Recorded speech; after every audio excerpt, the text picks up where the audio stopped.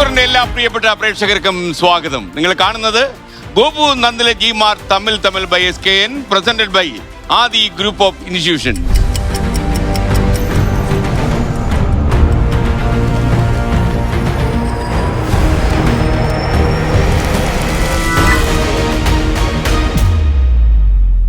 ലോകം ഏറ്റവും വലിയൊരു മാമാങ്കത്തിന് വേണ്ടി കാത്തിരിക്കുകയാണ്. ഈ 11-ാം തീയതി വേൾഡ് കപ്പ് ആരംഭിക്കുന്നു. ഫുട്ബോളൊക്കെ ആത്മാവിലേക്ക് പകർത്തിയെടുത്തവരാണ് മലയാളികൾ. അതുകൊണ്ട് തന്നെ ചേരി തിരിഞ്ഞ് ഒരു കായിക യുദ്ധം നമുക്കിവിടെ പ്രതീക്ഷിക്കാം.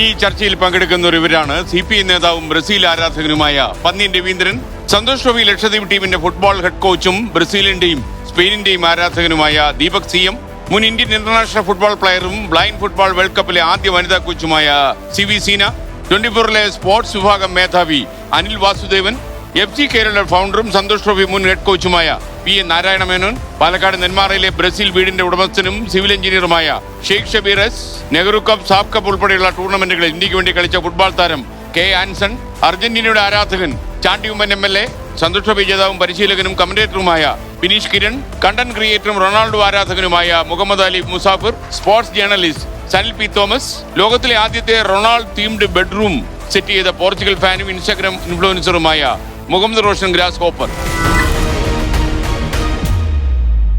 അനിലെ, ഈ ഒരു വേൾഡ് കപ്പിന്റെ ഏറ്റവും വലിയ പ്രത്യേകത എന്താ? ഏറ്റവും വലിയ പ്രത്യേകത SKN ഇത്തവണ ടീം എണ്ണത്തിൽ ഒരു വലിയ വർധനവുണ്ടായി. 48 ആയിട്ട് ഉയർത്തണം. 32 ടീമുകളുടെ ടൂർണമെന്റ് ആയിരുന്നത് ഒറ്റയടിക്കുന്നത് 48 ആയി മാറുന്നു. ഒരേ സമയം ആശങ്കയുമുണ്ട്. അതായത് ഈ മത്സരം കൂടുമ്പോൾ 64 ഒറ്റയടിക്ക് 104 ആയി മാറുമ്പോൾ ഈ മറ്റേ ആള് കൂടുമ്പോൾ പാമ്പ് ചാവുക എന്ന് പറയുന്ന പോലെ തന്നെ ചെറിയൊരു ആശങ്കയുണ്ട്. അതൊരു ആവേശം കുറയ്ക്കുമോ എന്നുള്ളത്. പക്ഷെ എന്നിരുന്നാൽ പോലും ലോകത്തെ പല ടീമുകൾ വരുന്നു. അവരെയൊക്കെ തന്നെ കാണാൻ അവർ ചിലപ്പോൾ അത്ഭുതപ്പെടുത്തിയേക്കാം, വമ്പന്മാരെ അട്ടിമറിച്ചേക്കാം എന്നൊക്കെ തന്നെയാണ് സ്പോർട്സ് ജേർണലിസ്റ്റ് എന്ന തരത്തിൽ എന്നെ വലിയ രീതിയിൽ ഒരു വലിയ കൗതുകമായി എനിക്ക് ആശ്ചര്യമായി തോന്നുന്നത്. എന്തായാലും ഒരു വമ്പൻ ടൂർണമെന്റ് ആണ്. മറ്റൊരു പ്രത്യേകത, ഇത്തവണ ആദ്യമായിട്ടാണ് 3 രാജ്യങ്ങളിലായി ഈ ടൂർണമെന്റ് നടക്കുന്നത്. ആദ്യത്തെ സംഭവമാണ്. സാഹചര്യം വേണ്ടി വന്നത് എന്തുകൊണ്ടാണ്? ഇപ്പോൾ ഈ ഫിഫ ആലോചിക്കുന്നത്, ഇപ്പോൾ കുറച്ച് കാലങ്ങളായി ആലോചിക്കുന്നത് ഈ കൂടുതൽ വ്യാപ്തിയിലേക്ക് കൊണ്ടുവരിക, അല്ലെങ്കിൽ കൂടുതൽ മത്സരങ്ങൾ, അല്ലെങ്കിൽ കൂടുതൽ രാജ്യങ്ങളിലേക്ക് വ്യാപിക്കുക എന്നതിന്റെ ഭാഗമായിട്ടാണ്. അതിന്റെ ഭാഗമായിട്ടാണ് ഇത്തവണ അമേരിക്ക, മെക്സിക്കോ, കാനഡ എന്ന് പറയുന്ന 3 രാജ്യങ്ങളിലേക്ക് വരുന്നത്. അടുത്ത എഡിഷനും ഇതുപോലെ തന്നെ സ്പെയിൻ, പോർച്ചുഗൽ അടക്കമുള്ള രാജ്യങ്ങൾ, ഒന്നിലധികം രാജ്യങ്ങൾ വരുന്നു എന്നുള്ളത് തന്നെ. അത് കൂടുതൽ രാജ്യങ്ങൾ, കൂടുതൽ പങ്കാളിത്തം, ഈ മത്സരങ്ങളൊക്കെ തന്നെ പല മേഖലകളിലേക്ക് ഡിവൈഡ് ചെയ്യുക എന്നത് അടക്കമുള്ള കാര്യങ്ങൾ കൊണ്ടുകൂടിയാണ് ഇങ്ങനെ ഒരു തീരുമാനം വരുന്നത്. ഒരു കാര്യം കൂടി, ഏത് ടീമിന്റെ കൂടെയാ? ഞാൻ ഒരു അർജന്റീന ആരാധകനാണ്. എങ്കിൽ പിന്നെ ഒരു ബ്രസീൽ ശത്രുവിനെ പിടിച്ചോണ്ടിരാം. പന്ന്യൻ സഖാവ്, ഇവിടെ ഒരു എനിക്ക് തോന്നുന്നത് അങ്ങയുടെ ഒരു കളിഭ്രാന്ത് തുടങ്ങിയിട്ട് ഇപ്പൊ എത്ര കൊല്ലമായി കാണും? കൊച്ചുനാളിലേ ഉള്ളതാ. ഏത് വയസ്സിൽ തുടങ്ങി കളി? ഒരു 11 വയസ്സ് മുതൽ തുടങ്ങിയതാ. കളിക്കളത്തിൽ ചെന്ന് ഇറങ്ങിയതാണോ, ആരെങ്കിലും ചാടിച്ചതാണോ? അല്ല, നമ്മള് സ്വാഭാവികമായും കളിക്കളത്തിൽ എത്തുക. നമ്മളവിടെ ഒരു മൈതാനം ഉണ്ടായിരുന്നു. ആ മൈതാനത്തിന്റെ പേര് ലെങ്കോട്ടി മൈതാനം. മറ്റേ കിട്ടുന്ന സാധനമല്ലേ അത്? അതെ, അതാണ്. പക്ഷെ മൈതാനത്തിന്റെ ആകൃതി, മൈതാനത്തിനൊക്കെ അങ്ങനെ പേരിടാമോ? അല്ല, അതേ ഉള്ളൂ. മൈതാനത്തിന്റെ സ്ഥലം അത്രേ ഉള്ളൂ. സ്ഥലമില്ല. അപ്പൊ അവിടെയാ കളിച്ചത്. അവിടുന്ന് കളിച്ചിട്ടാണ് ഞാൻ വന്നത്. അവിടുന്ന് പിന്നെ കണ്ണൂർ വരെ എത്തി. അപ്പൊ കക്കാടുന്ന് കളിച്ച് കണ്ണൂർ വരെ എത്താനുള്ള ഒരു വഴിയുണ്ടല്ലോ. അന്നേ ഫുട്ബോളിനോട് എനിക്ക് ഒരു വലിയ ആരാധന. അങ്ങ് രാഷ്ട്രീയത്തിലുണ്ടോ? രാഷ്ട്രീയത്തിലുണ്ട്. രാഷ്ട്രീയത്തെ പോലെ തന്നെ ഫുട്ബോളിനുള്ള എടുപ്പുണ്ടായിരുന്നു. രാഷ്ട്രീയത്തിൽ നമ്മള് കണ്ണൂരിൽ എല്ലാ രാഷ്ട്രീയക്കാരുണ്ടല്ലോ, ആ രാഷ്ട്രീയക്കാർക്കെല്ലാം തന്നെ എന്നോടൊരു മമത വരാൻ കാരണം ഫുട്ബോളാ. കണ്ണൂരിലും അതുപോലെ മലപ്പുറത്തും ഒക്കെ തന്നെ ഒരു പ്രത്യേക ആവേശമായിരിക്കും ഇനി ഈ മാസം. അല്ല, കണ്ണൂരിലാണ് കേരളത്തിൽ ഫുട്ബോൾ വന്ന ഒരു നാട് കണ്ണൂരാ. റൂട്ട് സാഹിബ്, ബ്രിട്ടീഷുകാരൻ, അദ്ദേഹം ഫുട്ബോളുമായി ആദ്യം കണ്ണൂരിൽ വന്ന് ഇറങ്ങുക. കണ്ണൂരിൽ പട്ടാളക്കാരുടെ കേന്ദ്രത്തില്. ഇന്ത്യയിൽ ഫുട്ബോൾ വന്നു തന്നെ പട്ടാളക്കാരുടെ കേന്ദ്രത്തിലാ. ഏർക്ക ക്ലബ് അതാണല്ലോ. അപ്പൊ ഇന്ത്യയും കണ്ണൂരും തമ്മിലുള്ളൊരു ബന്ധം അങ്ങനെയാ. ബംഗാളും കണ്ണൂരും തമ്മിലുള്ളൊരു ബന്ധം പോലെ. ആ ബന്ധത്തിൽ അവിടുന്ന് കണ്ണൂർ ഫുട്ബോൾ വളർന്നതാ. അവിടുത്തെ പ്രധാനപ്പെട്ട ക്ലബ്ബ് ലക്കച്ചാർ ക്ലബ്ബ്, മോഹൻബാഗിനെ തോൽപ്പിച്ച ക്ലബ്ബാ കൽക്കത്ത മോഹൻബാഗ്. അവരാണ് ഇന്ത്യയിൽ ആദ്യമായി ബ്രിട്ടീഷ് ക്ലബിനെ തോൽപ്പിച്ചത്, മോഹൻബാഗിനാ. ഞാൻ എൻ്റെ ഇടുപ്പല്ല് പൊട്ടി കിടക്കുന്ന അവസരത്തിൽ പോലും കളി കണ്ടതാ. അപ്പോഴാണ് എൻ്റെ ടീമിന്റെ കളി, ബ്രസീലിന്റെ കളി, ദയനീയമായി തോറ്റ് ഞാൻ പൊട്ടിക്കരഞ്ഞു പോയി. പത്രക്കാരും ടി വിക്കാരും ഇതെല്ലാം കണ്ടിട്ട് അവര് ഷൂട്ട് ചെയ്തോ? പിന്നെ ഷൂട്ട് ചെയ്ത്. അല്ല, കരയാന്ന് പറഞ്ഞാൽ കരയേണ്ട, സാധാരണഗതിയിൽ കരയേണ്ട അവസരത്തിൽ കരയണം. ചില പ്രത്യേക സന്ദർഭത്തിൽ മനുഷ്യനല്ലേ, മനുഷ്യന്റെ വിചാരങ്ങളില്ലേ, നമ്മൾ കരഞ്ഞു പോകും. എന്നാൽ ഇതങ്ങനെയല്ല. ഇത് എന്റെ ടീമിന്റെ കളി കണ്ടിട്ട് തോറ്റുകൊണ്ടിരിക്കുമ്പം കരയാ. അതും നെയ്മർ പരിക്ക് പറ്റി പുറത്തുപോയി, അതിനുശേഷം വന്ന ടീമാ. ആ ടീമിലെ കളിക്കാർ വരുന്ന നെയ്മറെ പടവും കൊണ്ടാകും. അങ്ങനെ വന്ന് നമ്മൾ നന്നായി തോറ്റ്. എവിടെ നിന്ന്? ബ്രസീലിൽ നിന്ന് തന്നെ. ബ്രസീലുകാരങ്ങനെ ഒരു ജീവിതത്തിൽ ശരീരത്തിന്റെ കൂടെ തന്നെ ഫുട്ബോൾ കൊണ്ട് നടക്കുന്ന ആളുകളാണ്. ദൈവത്തിന്റെ സ്വന്തം ആളുകൾ. ഗോലാങ്കുന്നുകളിൽ യേശുവിന്റെ പ്രതിമയുണ്ടല്ലോ, അത് കൈന്നിങ്ങനെ നീട്ടി നിൽക്കുക. അത് കണ്ടിട്ട് ബ്രസീലുകാർ പറയുന്നത് ദൈവം നമ്മളെ കളി കണ്ടിട്ട് ഒരു പന്തി കൊണ്ട് അടിച്ചാന്ന് പറയാം എന്ന് പറഞ്ഞാൽ അത്രമാത്രം കളിയുമായി ഇണങ്ങിച്ചേർന്ന ആളുകളാ ബ്രസീലുകാർ. ആ ബ്രസീൽ നാട് അത് എൻ്റെ മനസ്സിനകത്ത് എന്തോ കടന്നെന്ന്. ഇനി പോകില്ല. ബ്രസീല് ലോകത്തിൽ 5 തവണ ചാമ്പ്യന്മാരായതാ, ബ്രസീലേ ഉള്ളൂ. കറുപ്പിന്റെ സൗന്ദര്യം ലോകത്തിനെ കാണിച്ചു കൊടുത്ത പെലെയാ. 1962 പെലെയെ ചവിട്ടി പുറത്താക്കി. എന്നാൽ 1970 പെലെ ലോകത്തിന് മുമ്പിൽ പറഞ്ഞു ഇതാ 3ാമത് വാങ്ങിയിരിക്കുന്നു ഫിഫ കപ്പ്. അതൊക്കെ ചരിത്രത്തിന്റെ ഭാഗമാണ്. ഞാൻ എന്നോട് ചോദിക്കട്ടെ, അഥവാ ഒരു രാഷ്ട്രീയക്കാരന്റെ കുപ്പായം അണിഞ്ഞില്ലായിരുന്നെങ്കിൽ ഒരു കളിക്കാരനാകുമായിരുന്നു? കളിക്കാരനാകുമായിരുന്നു അല്ലേ? പക്ഷേ എൻ്റെ അമ്മ എന്നോട് പറഞ്ഞത്, മോനെ നമ്മൾ ജനങ്ങൾക്ക് വേണ്ടി പ്രവർത്തിക്കാനാ, പ്രതിഫലേച്ചില്ലാതെ പ്രവർത്തിക്കുക. പട്ടിണി കിടന്നും പ്രവർത്തിക്കുക. പട്ടിണി കിടന്നും ഞാൻ ഫുട്ബോൾ കളിച്ചിട്ടുണ്ട്. പെരിയെ പറഞ്ഞിട്ടുണ്ട്, ഭക്ഷണം കിട്ടിയില്ലെങ്കിലും ഫുട്ബോൾ കണ്ടാൽ എൻ്റെ വിശപ്പപ്പം മാറുമെന്ന. ഓക്കെ, സല്ലി തോമസ്, ശരിക്കും ഈ ഇത്തവണത്തെ മത്സരത്തിന്റെ ഏറ്റവും വലിയ പ്രത്യേകത എങ്ങനെയാണ്? പ്രത്യേകിച്ച് ഫിനാലേക്കൊക്കെ പന്തിന് സഖാവിന് വേറെ ഒന്നിനും സമയം കിട്ടത്തില്ല. 32 രാജ്യങ്ങളിൽ നിന്ന് 48 രാജ്യങ്ങളായിട്ട് കൂടി മത്സരങ്ങളുടെ എണ്ണം 40 ആയിട്ട് കൂടി.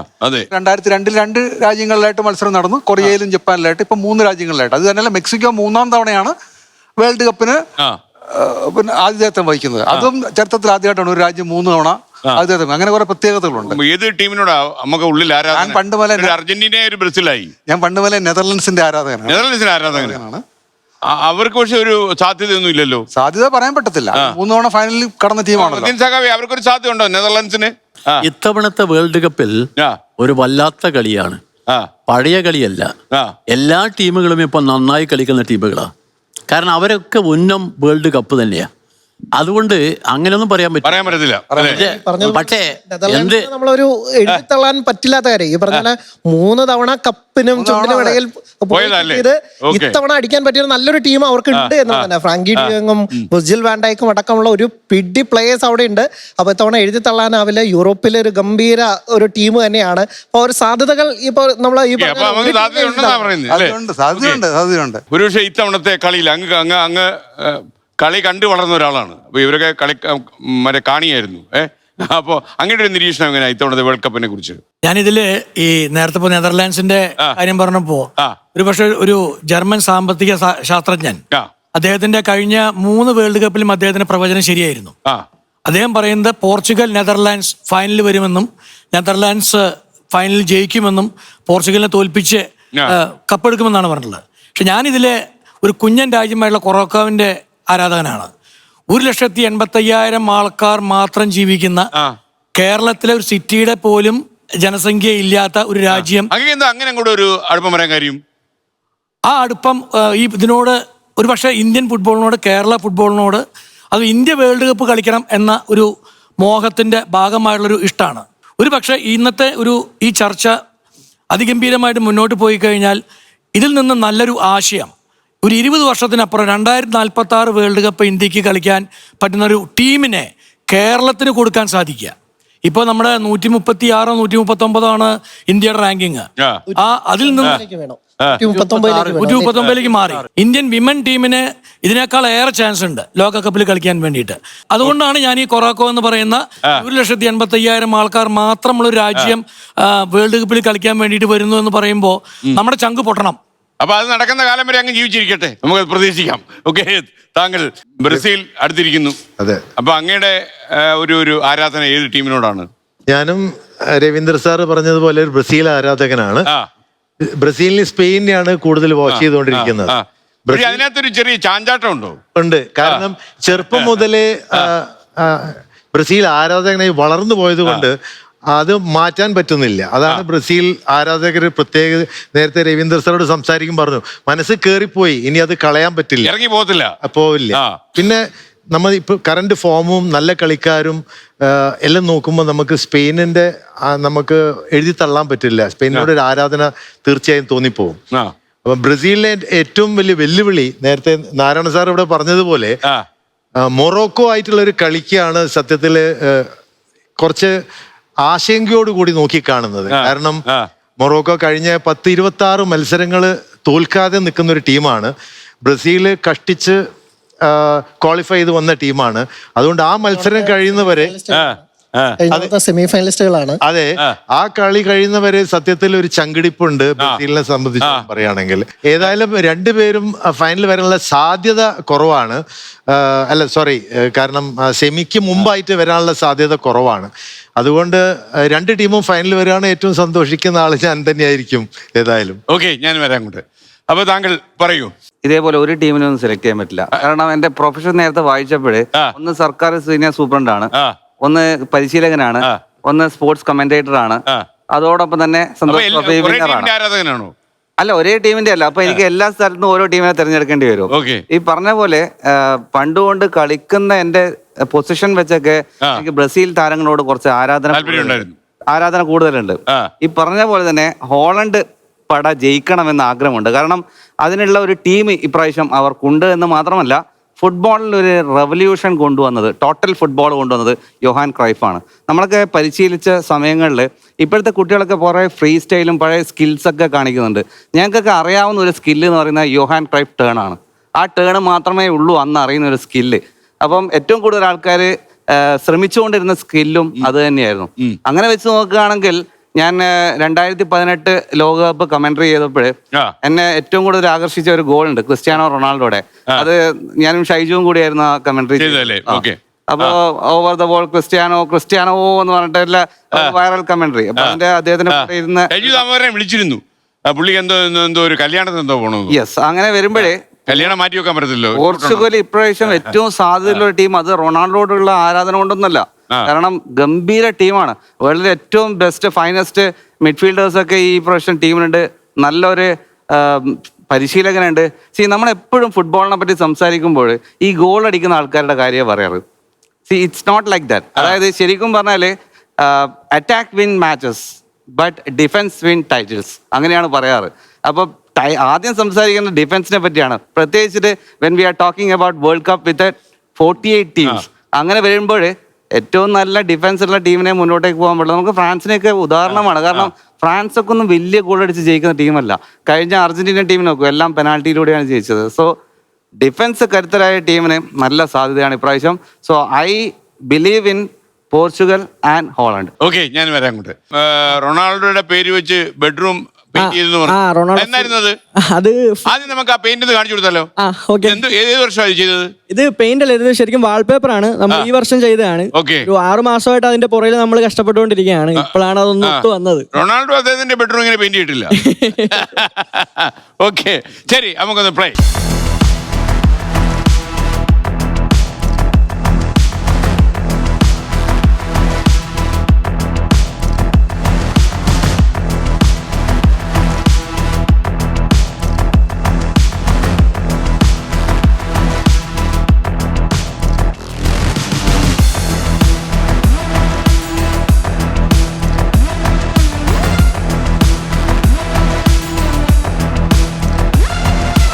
പക്ഷേ ഇൻസ്റ്റയിൽ അങ്ങനെ പോസ്റ്റ് ചെയ്തത് റൊണാൾഡോ അറിയണമല്ലോ.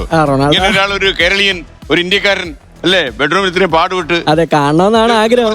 ഈ പരിപാടി ഇല്ല, ഇത് ഇപ്പോ ഈ ലാസ്റ്റ് മലബാറിലെ സാധാരണ നമ്മളെ ഈ അറ കാണിക്കാൻ കേറ്റാറുണ്ട് ഈ മുസ്ലിം കല്യാണത്തിന്. അതേപോലെ ബെഡ്റൂം കാണാൻ ആൾക്കാർ അറ കയറും, ഇത് കിടപ്പറ കയറും. ആ വ്യത്യാസമേ ഉള്ളൂ. ഇത് ഏത് കാലം മുതലേ റൊണാൾഡോ ആരാധകനായത് ഈ ടീമിനോട്?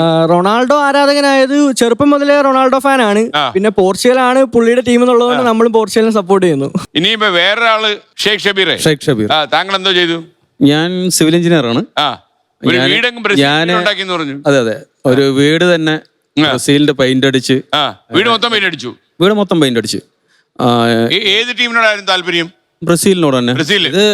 ഇത് തുടർച്ചയായിട്ട് മൂന്നാമത്തെ ട്രിപ്പാണ്. വീടിന്റെ കളർ അതന്നെയാണ്. ഇയാൾക്ക് ഇദ്ദേഹത്തിന് കിടപ്പറ വരെയുള്ള പ്രശ്നമാണ്. വീട് മൊത്തം അങ്ങ് അല്ലേ? 6 മാസമായിട്ട് തുടങ്ങിയിട്ടുള്ളൂ.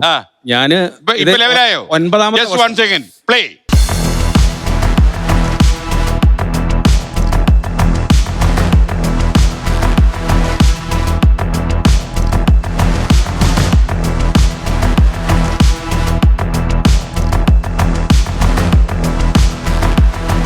ഒരു സ്ഥലത്ത് പോലും ഇന്ത്യയുടെ പേര് എഴുതിയിട്ടില്ല. അല്ല, ഇന്ത്യ വേൾഡ് കപ്പ് വന്നിട്ടില്ലല്ലോ. അപ്പൊ നമ്മള് ബ്രസീലിന്റെ വലിയൊരു എന്ന് പറഞ്ഞാൽ ഇപ്പൊ ഇൻസ്റ്റാഗ്രാം റീൽസിലൊക്കെ കേൾക്കുന്ന നമ്മുടെയൊക്കെ നാഷണാലിറ്റി മാറുന്ന സമയമാണ് സത്യത്തിൽ ഇത്. അപ്പൊ ഈ ഇന്ത്യക്കാരായ ആളുകളൊക്കെ ഒരു ഈ പറഞ്ഞ പോലെ അർജന്റീനക്കാരോ പോർച്ചുഗലുകാരോ ബ്രസീലുകാരോ ഫ്രാൻസുകാരൊക്കെ നമ്മുടെ ഒരു ഡുവൽ സിറ്റിസൺഷിപ്പ് കിട്ടുന്ന കാലഘട്ടമാണ്. നമ്മളിപ്പോ അത് 3ാമത്തെ വേൾഡ് കപ്പാണ് തുടർച്ചയായിട്ട് ഇതേ കളർ തന്നെയാണ്. ഇതിപ്പോ എത്ര ചെലവ് വന്നു ഈ വീടിന്? നമ്മുടെ ആഗ്രഹങ്ങൾക്ക് ചെലവ് കണക്കാക്കാൻ പറ്റില്ല. ആഗ്രഹങ്ങളാണല്ലോ ഏറ്റവും വലുത്. ഇതിലാണ് എനിക്ക് ഏറ്റവും കൂടുതൽ സന്തോഷം. കട്ട സപ്പോർട്ടാ. വിവാഹിതനാ? അതെ. വെളിയിലാക്കിയോ? ഭാര്യ എന്നെയും വെച്ച് കൂടുതൽ സപ്പോർട്ടാ. ഭാര്യ ആർക്കാ സപ്പോർട്ട്? ബ്രസീലിന്. ബ്രസീലാ? 2 മക്കൾ. നിങ്ങള് മാട്രിമോണി കൊടുത്തോ? ബ്രസീൽ ആരാധിക്ക് മാത്രമേ കല്യാണം കഴിക്കൂ? അങ്ങനെയൊന്നുമില്ല. ഇല്ല. ഞാൻ ചെറുപ്പം മുതല് നമ്മുടെ റൊസാരിയോ റൊണാൾഡോയുടെ വലിയൊരു ഫാനാണ്. ആണ് കൂടുതൽ ബ്രസീലായിട്ട് അടുക്കാൻ കാരണം. പിന്നെ ഫുട്ബോള് അവിടെ ലോക്കൽ ക്ലബ് ഉണ്ട്, ഉഷസ് എന്ന് പറഞ്ഞിട്ട്. അതില് കളിക്കാൻ പോവാറുണ്ട്. ലോക്കൽ ഇതെല്ലാം കളിക്കുന്നുണ്ട്, ടൂർണമെന്റ് എല്ലാം കളിക്കുന്നുണ്ട്. ഈ ബ്ലൈൻഡ് ഫുട്ബോളിലെ ആദ്യത്തെ വനിതാ കോച്ചാണല്ലോ അല്ലേ? അപ്പൊ ഈ അതിന്റെ ഒരു അനുഭവം എങ്ങനെയാ പൊതുവെ? സാർ, അവർക്ക് കണ്ണറിയില്ല എന്നുള്ള ആ ഒരു ഇതില് കളിക്കും. ശബ്ദമാണ് ബോളിനകത്തൊരു ബെല്ലുണ്ട്. ആ ശബ്ദത്തിലാണ് നമ്മൾ കുട്ടികളോട് പറഞ്ഞു കൊടുക്കുന്നത്. അപ്പൊ ഗോൾ ഗൈഡ് എന്ന് പറഞ്ഞൊരു പൊസിഷൻ ഉണ്ട്. അതായത് ജപ്പാന്റെ പോസ്റ്റിന്റെ പുറകിൽ ഇന്ത്യയുടെ ഗോൾ ഗൈഡും ഇന്ത്യയുടെ ഗോൾ ഗൈഡിന്റെ പോസ്റ്റിന്റെ പുറകിൽ ജപ്പാന്റെ ഗോൾ ഗൈഡും വരും. അപ്പൊ അവർക്ക് ഒരു ഏരിയ കഴിഞ്ഞാൽ സംസാരിക്കാം. അപ്പൊ നമുക്ക് ഒരു ഏരിയ ഉണ്ട്. ആ ഏരിയ കഴിഞ്ഞ് കഴിഞ്ഞാൽ അവരോട് നമ്മൾ പറഞ്ഞു കൊടുക്കണേണ്, तुम्हारा लेफ्ट में आदमी है, राइट में आदमी है, तुम मेरा आवाज सुन के बोल मारो, ऐसे बोलेगा तो അവിടെ തന്നെ അവരടിക്കും. അവർ ആ ശബ്ദം കേട്ടിട്ട് ആ ശബ്ദത്തിൽ അവരെ ഡ്രിബിൾ ചെയ്ത്, ശരിക്കും പറഞ്ഞാൽ ഒരു കണ്ണ് ഉള്ള കുട്ടികളെക്കാൾ നന്നായിട്ട് അവർ സ്കാൻ ചെയ്ത് നല്ല ഡ്രിബിൾ ചെയ്ത് ബോൾ അടിക്കും നമ്മുടെ ശബ്ദം കേൾക്കുന്ന ഭാഗത്തേക്ക്. അപ്പോൾ അതൊരു പ്രത്യേകത തന്നെ. പിന്നെ അവർ ഒന്നും പ്രതീക്ഷിക്കാതെ ചെന്ന് കൂട്ടിയിടിച്ചാൽ പോലും നമുക്ക് കാണുന്നവർക്ക് ഭയങ്കര പ്രയാസമായിരിക്കും. പക്ഷെ അവർ ആ ചെല്ലുമ്പോൾ തന്നെ ഫ്രണ്ടിൽ ആളുണ്ടെന്ന് തോന്നി അവരവിടെ സ്റ്റേ ചെയ്യും. അവർക്കത് അറിയാൻ പറ്റും പെട്ടെന്ന്. അങ്ങനത്തെ ഒരു ഇല്ല. അതെ. ഇതിന്റെ ഒരു പ്രത്യേകത എന്ന് പറഞ്ഞാൽ നമ്മുടെ ഒരു മലയാളി താരം ഉണ്ടെന്നുള്ളതാണ് ഏറ്റവും വലിയ പ്രത്യേകത ഈ വർഷത്തെ. അതെ അതെ. അത്രയാണെങ്കിൽ പോലും അതെ, നമ്മുടെ ഒരു മലയാളി ഉണ്ടെന്നുള്ളതാണ് ഈ വർഷത്തെ നമ്മുടെ ഈ വേൾഡ് കപ്പിൽ. നാട്ടുകാരനാ. അദ്ദേഹത്തിന്റെ ആ ഒരു വരവ് ശരിക്കും പറഞ്ഞാൽ നമ്മൾക്ക് ഈ കുട്ടികളോടൊക്കെ പറയാനുള്ളത് തന്നെ അത് തന്നെയാണ്. ഇത്ര വേഗം ഒരു മലയാളി ഇങ്ങനെ വരുമെന്ന് വിചാരിച്ചു? സത്യം പറഞ്ഞാൽ നമ്മൾ കൊതിച്ചിരുന്ന ഒരു കാര്യമാണ്. ഇത് വലിയ സന്തോഷം. ഇന്ത്യൻ ടീമിലൂടെ അല്ലെങ്കിൽ പോലും ഖത്തർ ടീമിലൂടെ തഹസിൻ വരുന്നത് വലിയ സന്തോഷമുള്ള കാര്യമാണ്. നമ്മുടെ ഈ പറഞ്ഞ നാട്ടിൽ ഫുട്ബോൾ കളിക്കുന്ന എല്ലാവർക്കും പ്രതീക്ഷ നൽകുന്ന ഒരു തീരുമാനമാണ്. തഹസിൻ നന്നായി ആഘോഷിക്കും. നമ്മുടെ തുടങ്ങി കഴിഞ്ഞിട്ടുണ്ട്. ഇത് വളരെ പ്രധാനപ്പെട്ട ഒരു പോയിന്റാണ്. ഒരു മലയാളി വേൾഡ് കപ്പ് കളിക്കുന്നു. മലയാളി ദമ്പതികളുടെ മകൻ ഇവിടെ കേരളത്തിൽ ജീവിച്ച് പിന്നീട് അങ്ങോട്ട് പോയ. അപ്പൊ മലയാളിക്ക് വേൾഡ് കപ്പ് കളിക്കാൻ പലപ്പോഴും പറഞ്ഞിരുന്നത് നമുക്കതിനുള്ള പൊട്ടൻഷ്യൽ ഇല്ല, അല്ലെങ്കിൽ അതിനുള്ള കപ്പാസിറ്റി ഇല്ല എന്നുള്ളതാണ്. അതിനെ ഖണ്ഡിക്കുന്ന വലിയൊരു സംഭവമാണ് ഉണ്ടായിട്ടുള്ളത്. ഇത് സത്യത്തില് നമ്മളെ ഇരുത്തി ചിന്തിപ്പിക്കണം. അങ്ങനെ അദ്ദേഹത്തിന്റെ ഫാദർ യൂണിവേഴ്സിറ്റി പ്ലെയർ ആണ് ജംഷിദ്. പിതാവ് ആ വഴിയിലായിരുന്നു. അപ്പൊ ഞാൻ 7 വർഷത്തോളം 2007 മുതൽ 2014 വരെ ഇന്ത്യയിൽ അന്നുണ്ടായിരുന്ന ഫോറിൻ കോച്ചസിന്റെ കൂടെ വർക്ക് ചെയ്യാനൊരു ഭാഗ്യം ഉണ്ടായിട്ടുണ്ട് എനിക്ക്. 7 വർഷം ഇന്ത്യൻ ടീമിന്റെ കോച്ചിങ് സ്റ്റാഫായിരുന്നു. ഏറ്റവും പ്രഗത്ഭരായിട്ടുള്ള ബോബ് ഔട്ടണും റോബാണും പോലെയുള്ള പരിശീലകരുടെ കൂടെ. ഇതിലൊക്കെ നമ്മൾ മനസ്സിലാക്കേണ്ട ഒരുപാട് വലിയ കാര്യങ്ങളുണ്ട്. നമ്മളുടെ സംവിധാനത്തിനുണ്ടാവുന്ന പാളിച്ച എവിടെയാണ്, ആ പാളിച്ചയെ തിരിച്ചവിടെ നമ്മുടെ പരിശീലകരുടെ കുറവല്ല. ഇന്ത്യക്ക് വേറെ ഒരു മേഖലയിലും ഇതേപോലെ വിദേശ ആധിപത്യമില്ല.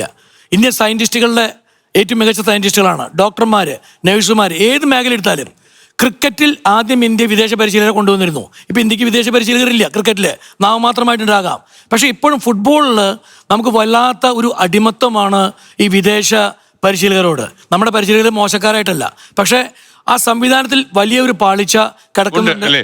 ഓക്കെ, കളിച്ച ആൻസർ പറയട്ടെ, അങ്ങനെ ഒരു സംഭവം ഉണ്ടോ ശരിക്കും? നാരായണൻ സാർ പറഞ്ഞത് ശരിയാണ്. നമ്മള് ഫോറിൻ കോച്ചസിനെ എടുത്തത് കൊണ്ടൊന്നും നമ്മുടെ പ്ലേയേഴ്സ് കളിക്കാനായിട്ട് പ്രാപ്തരാവില്ല. നമ്മളുടെ ഇന്ത്യൻ കോച്ചസ് തന്നെ നന്നായിട്ട് നമ്മളുടെ സിസ്റ്റത്തിന്റെ ഒരു തകരാറ് തന്നെയാണ്. നല്ല കാര്യം അല്ല, നമ്മുടെ ഒരു പ്ലെയർ നില അങ്ങോട്ട് ഞാൻ ചോദിക്കുക, നമ്മുടെ കോച്ചസിനേക്കാളും ഇവർക്ക് ഒരുപാട് മികവുണ്ട് എന്ന് പറയാൻ പറ്റുമോ വിദേശത്ത് വരുന്ന? അങ്ങനെ പറയാൻ പറ്റില്ല. നമ്മളുടെ കോച്ചസും ഇപ്പോ ടെക്നിക്കലായിട്ട് വളരെയധികം അഡ്വാൻസ്ഡ് ആയിട്ടുണ്ട്. അപ്പോൾ അവരുടെ കീഴിൽ സിസ്റ്റമാണ് നമുക്ക് ക്ലിയർ ആവേണ്ടത്. നമ്മളുടെ ഇൻഫ്രാസ്ട്രക്ചറൊക്കെ വളരെയധികം ഡെവലപ്പ് ചെയ്ത് കൊണ്ടുവന്ന് അതിലേക്ക് കുട്ടികളെ അങ്ങോട്ട് ആകർഷിച്ച് ആ രീതിയിൽ വർക്ക് ചെയ്ത് കഴിഞ്ഞാൽ നമ്മൾക്ക് അടുത്തൊരു അടുത്ത വേൾഡ് കപ്പ് ഒന്നും ഞാൻ ഉദ്ദേശിക്കുന്നില്ല. ഒരു 2050 മുമ്പ് ഉണ്ടായാലും 2050 മുൻപൊക്കെ കേരളത്തിലെ ടീമാണോ? കേരളത്തിൽ നിന്ന് പോലും നമുക്ക് ഒരു ടീമിനെ ഉണ്ടാക്കാൻ പറ്റും. 2046 കൂടിയൊക്കെ ഏഷ്യയിലെ നല്ല ടീമായി ഭാഗ്യം ഉണ്ടെങ്കിൽ നമുക്ക് വേൾഡ് കപ്പ്. അതിനൊരു പ്ലാനിങ് ഗവൺമെന്റ് ഓഫ് ഇന്ത്യയിൽ നിന്ന് ഉണ്ടാകുന്നുണ്ടോ? ഫുട്ബോളില് ഉണ്ടെന്ന് എനിക്കിതുവരെ തോന്നിയിട്ടില്ല. നമ്മള് ഇനിയും വളരെയധികം മുന്നേറാനുണ്ട്. അതിനായിട്ട് ഇച്ഛാശക്തിയോടുകൂടെ ഗവൺമെന്റ് പ്രവർത്തിക്കുക. അതിനായിട്ട് നമ്മൾ സപ്പോർട്ട് ചെയ്യാനായിട്ട് ജനങ്ങളെല്ലാം തയ്യാറായി.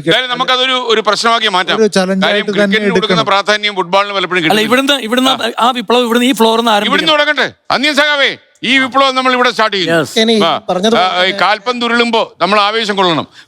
നമ്മൾ ആവേശം കൊണ്ട് തന്നെ അതിലേക്ക് മുന്നിലേക്ക് എത്തണമെന്ന് തന്നെയാണ് നമ്മളുടെ എല്ലാ ആഗ്രഹം. ഓക്കെ, ഞാൻ ചോദിക്കാൻ മറന്നു, അങ്ങയുടെ ആരാധന എവിടെയൊക്കെ നിൽക്കുന്നത്? എന്റെ ആരാധന സ്പെയിനാണ്. സ്പെയിനിന്റെ കളിയുടെ ആകർഷകത്തെ കണ്ട് ഞാൻ സ്പെയിനിലേക്ക് മാറിയത്. ഈ ബ്രസീലുകാരനെ തളർത്തി സ്പെയിനിലേക്ക് പോകാൻ സ്പെയിനിന്റെ കളി അത് അത്ര പ്രത്യേകതയുള്ള കളിയാണ്. ഞാൻ സ്പെയിനിന്റെ ഒരു ആരാധകൻ തന്നെ. ഇന്ത്യൻ കോച്ചസിനെ കുറിച്ച് പറഞ്ഞു. ഇന്ത്യ 4 തവണയാണ് ഒളിമ്പിക്സിൽ പങ്കെടുത്തിട്ടുള്ളത്. ആകെ 4 തവണ ഇന്ത്യൻ ടീം ഒളിമ്പിക്സിൽ പങ്കെടുത്തിട്ടുള്ളൂ. 4 തവണ ഇന്ത്യക്കാരായിരുന്നു കോച്ചസ്. 3 തവണ എസ് എ റഹീം ആയിരുന്നു ഹൈദരാബാദിന്റെ. ഇന്ത്യ 2 തവണയാണ് ഏഷ്യൻ ഗെയിംസ് ഗോൾഡ് നേടി. 2 തവണയും റഹീം ആയിരുന്നു coach. Okay okay, Muhammad Ali, അപ്പൊ 1966 ശേഷം ഞങ്ങളൊരു ഗോൾഡൻ ജനറേഷനായിട്ട് കളിക്കാൻ ആത്മാർത്ഥയും പ്രതീക്ഷയും കൂടി വരുന്ന ഒരു വേൾഡ് കപ്പ് ആണ് പോർച്ചുഗൽ ഫാൻസിന്. ഇപ്പൊ നെതർലാൻഡ് ഇവരൊക്കെ പറഞ്ഞു നെതർലാൻഡും പോർച്ചുഗലും കപ്പടിക്കും ഫൈനലിൽ വരുന്നുള്ളത്. അതിലൊരു വ്യത്യാസമുണ്ട്. പോർച്ചുഗൽ ആണ് അതിൽ കപ്പടിക്കാൻ പോകുന്നത്. അതാണ് ഞങ്ങളൊരു വിശ്വാസവും. ആ ടീമിന്റെ ഞങ്ങളുടെ ലൈനപ്പ് അത്രയും കോൺഫിഡന്റ് ഉള്ള ലൈനപ്പാ. അത് ഇപ്പൊ നമ്മൾ ഇത്രയും വർഷം വേൾഡ് കപ്പ് കണ്ടുവന്നതുപോലല്ല. ഈ വർഷം അത് പോർച്ചുഗൽ കപ്പടിക്കുന്ന ഒരു പ്രതീക്ഷ സത്യത്തിൽ ഇതിനകത്തുണ്ട്. എല്ലാ വിദഗ്ധന്മാരും അത് പറയുന്നുണ്ട്. SKനും കൂടെ പറയണം. ഈ വർഷം ബ്രസീൽ ആരാധകൻ എന്ന നിലയിൽ സാധാരണ എല്ലാ വർഷത്തെ പോലെയല്ല ഈ വർഷത്തെ ഒരു പ്രത്യേകത ഉണ്ട് ബ്രസീലിന്. കാരണം എല്ലാ വർഷവും നല്ല ടീമുകളാണ്, നല്ല സ്കില്ലുള്ള കളിക്കാരാണ് എല്ലാ കാലത്തും ബ്രസീലിന്. പക്ഷേ ടാക്ടിക്കലി തന്ത്രപരമായിട്ട് അവര് പലപ്പോഴും വീക്കായിരുന്നു. ഈ വർഷം ഏറ്റവും വലിയ ഒരു ടാക്ടീഷ്യനെയാണ് അവർ കൊണ്ടുവന്നത്. കാർലോസ് ആൻസിലോട്ടി എന്ന് പറഞ്ഞ ഒരു വിദേശ കോച്ചിനെ ആദ്യമായിട്ട് ബ്രസീൽ ഈ വർഷത്തേക്ക് തിരഞ്ഞെടുക്കുകയാണ്. കാരണം ഈ വർഷം തന്ത്രപരമായിട്ടും ബ്രസീൽ വളരെ വളരെ മുന്നിലാണ്. അതുകൊണ്ട് തന്നെ ആദ്യത്തെ 5 സ്ഥാനങ്ങളിൽ ഇന്ന് ലോകം മുഴുവൻ ചർച്ച ചെയ്യുമ്പോൾ 5 സ്ഥാനങ്ങളിൽ ബ്രസീലിൽ സാധ്യത ഒരു ടീമായിട്ട് വരുന്നുണ്ട്. ഈ ആരാധന ലോക പ്രശസ്തമാണ്. അർജന്റീന വിട്ടൊരു കളിയില്ലല്ലോ. എങ്ങനെയായിരിക്കും ഇത്തവണത്തെ കളി? തീർച്ചയായിട്ടും അർജന്റീന ഇവിടെ നെതർലൻഡ്സ് വരെ ഫൈനൽ എത്തിച്ചിട്ടുണ്ട് ആൾക്കാർ. ഇവിടെ എന്തായാലും ജയിക്കും, സംശയമൊന്നുമില്ല. 2046 കളിയിലൊരു കേരളത്തിൽ നിന്നൊരു ടീം ഉണ്ടായാലും അത്ഭുതമില്ലെന്നാണ് നാരായണൻ പറയുന്നത്, അല്ലേ? ഒരു കാര്യമില്ല, ഒരു മലയാളി ഖത്തറിന്റെ എന്നുള്ളത് നമുക്ക് അഭിമാനം നൽകുന്ന കാര്യം. അപ്പൊ നമുക്ക് പൊട്ടൻഷ്യൽ ഉണ്ട്. നമുക്ക് ആ ട്രെയിനിങ് ഫെസിലിറ്റിയോ നമുക്ക് കൊടുക്കേണ്ട ഒരു സാഹചര്യം പിള്ളേർക്ക് ഉണ്ടാക്കി കൊടുക്കാൻ സാധിച്ചിട്ടില്ല. അതാണ് ഇവിടുത്തെ പ്രശ്നം ഞാൻ വിശ്വസിക്കുന്നു. ഞാൻ മിക്കവാറും ഉള്ള എല്ലാ സ്കൂളുകളിൽ പോകുമ്പോൾ ഞാനൊരു കാര്യം പറയുന്നതെന്ന് അറിയോ, എല്ലാ ദിവസവും PT വേണം, എല്ലാ ദിവസവും ഗെയിംസ് വേണം. പിള്ളേർ ഏറ്റവും സന്തോഷത്തോടെ സ്വീകരിക്കുന്ന ഒരു കാര്യമാണ്. കാരണം ഇനി മെസ്സിയെ നോക്കിയിരിക്കേണ്ട കാര്യമില്ല. അർജന്റീന എനിക്ക് ഇഷ്ടമാണ്, മെസ്സി എനിക്ക് ഇഷ്ടമാണ്. പക്ഷെ നമ്മൾ മെസ്സിയെ നോക്കി കുറേ നാൾ ഇരുന്നു. മെസ്സി ഇവിടെ ഉണ്ടാവണം എന്നുള്ളതാണ് എന്റെ താല്പര്യം. ഭയങ്കര ഇൻസ്പയറിംഗ് വേർഡ്സ് അല്ലേ ഇപ്പൊ പറഞ്ഞത്. ഇതാണ് കേരളം ആഗ്രഹിക്കുന്നത്.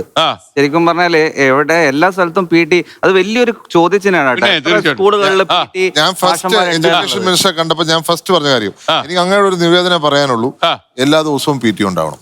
എല്ലാ ദിവസവും. കാരണം നമ്മുടെ കുട്ടികൾ ഒരു ഫേസ് ചാലഞ്ച് ചെയ്തെന്ന് വെച്ചാൽ ഡ്രഗ്സ് ആണ്. അതിനെ ഫൈറ്റ് ചെയ്യുന്ന പിള്ളേർക്ക് വെറുതെ ഇരിക്കാനുള്ള സമയം PT ഇപ്പം അല്ല പല സ്ഥലത്തും കായിക അധ്യാപകരില്ല. ഇല്ല. പല സ്ഥലത്തും ഇങ്ങനൊരു അപ്പൊ നമുക്ക് എന്തുകൊണ്ട് ഫിസിക്സ് പഠിപ്പിക്കുന്ന പോലെ, കെമിസ്ട്രി പഠിപ്പിക്കുന്ന പോലെ, ഹിസ്റ്ററി പഠിപ്പിക്കുന്ന പോലെ ഗെയിംസ് പഠിപ്പിക്കണം. സ്പോർട്സിൽ ഫോക്കസ് ഉണ്ടാവണം.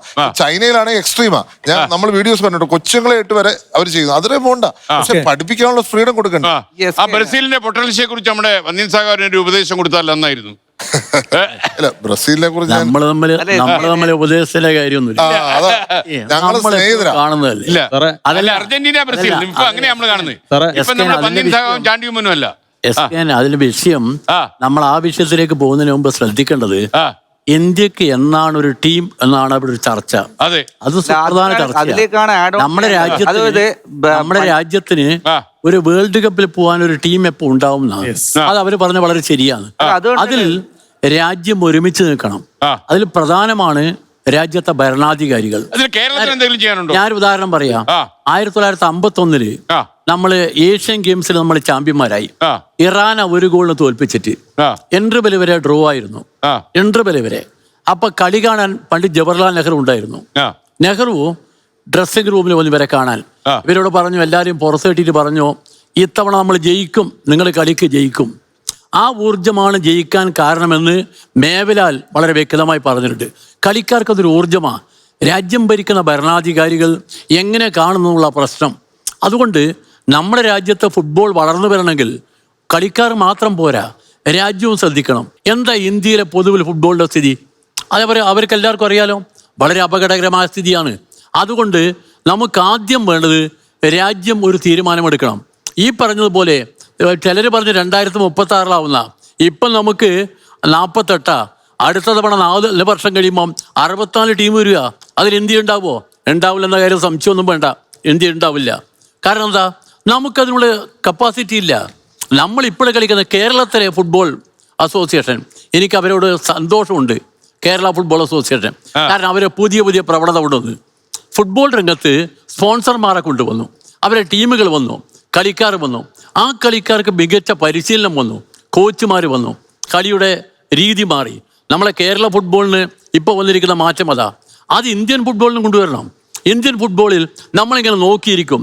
എന്നിട്ട് ഫുട്ബോൾ അസോസിയേഷൻ്റെ ഭാരവാഹികൾ പ്രധാനമായും പണം ചെലവഴിക്കുന്നത് എന്തിനാ? ജോർസനെ കൊണ്ടുവരാൻ. ജോർസൺ തീരുമാനിക്കണം ഇന്ത്യയിൽ ജയിക്കോ തോക്കോ. എത്ര മോശമാണ് നമ്മള്. എത്ര ചെറിയ രാജ്യങ്ങൾ ഇപ്പൊ മുമ്പ് വരിക. എനിക്ക് അവനോട് പൂർണ്ണമായിട്ട് യോജിപ്പാണ് ആ കാര്യം. അതിനകത്ത് ഗവൺമെന്റിന് വലിയ റോളുണ്ട്. വലിയ ഇൻസ്പിറേഷൻ ഫാക്ടർ ആയിട്ട് നമ്മുടെ ഗവൺമെന്റ് ലീഡേഴ്സിന് സാധിക്കും. എനിക്ക് സ്പോർട്സ് മിനിസ്റ്ററോട് പറയാനുള്ളത്, ഈ വരുന്ന വേൾഡ് കപ്പും നമ്മുടെ ഗ്രാമങ്ങളിൽ സർക്കാർ കാണിക്കണം. അടിയന്തരമായി ഒരു തീരുമാനമെടുത്ത്, ഈ ഗവൺമെന്റ് ഇപ്പൊ വന്നേ ഉള്ളൂ എങ്കിൽ പോലും ആ തീരുമാനമെടുത്ത് അടിയന്തര ഗ്രാമങ്ങളിൽ, രാത്രിയാണ് ചിലപ്പോൾ മെക്സിക്കോയിലും അമേരിക്കയിലും ടൈം ഡിഫറൻസ് ഉണ്ട്, എങ്കിൽ പോലും നമ്മുടെ പിള്ളേർ വരും. പിള്ളേർ കാണാൻ കാത്തിരിക്കുക. എന്തിനു വേണ്ടിയാ?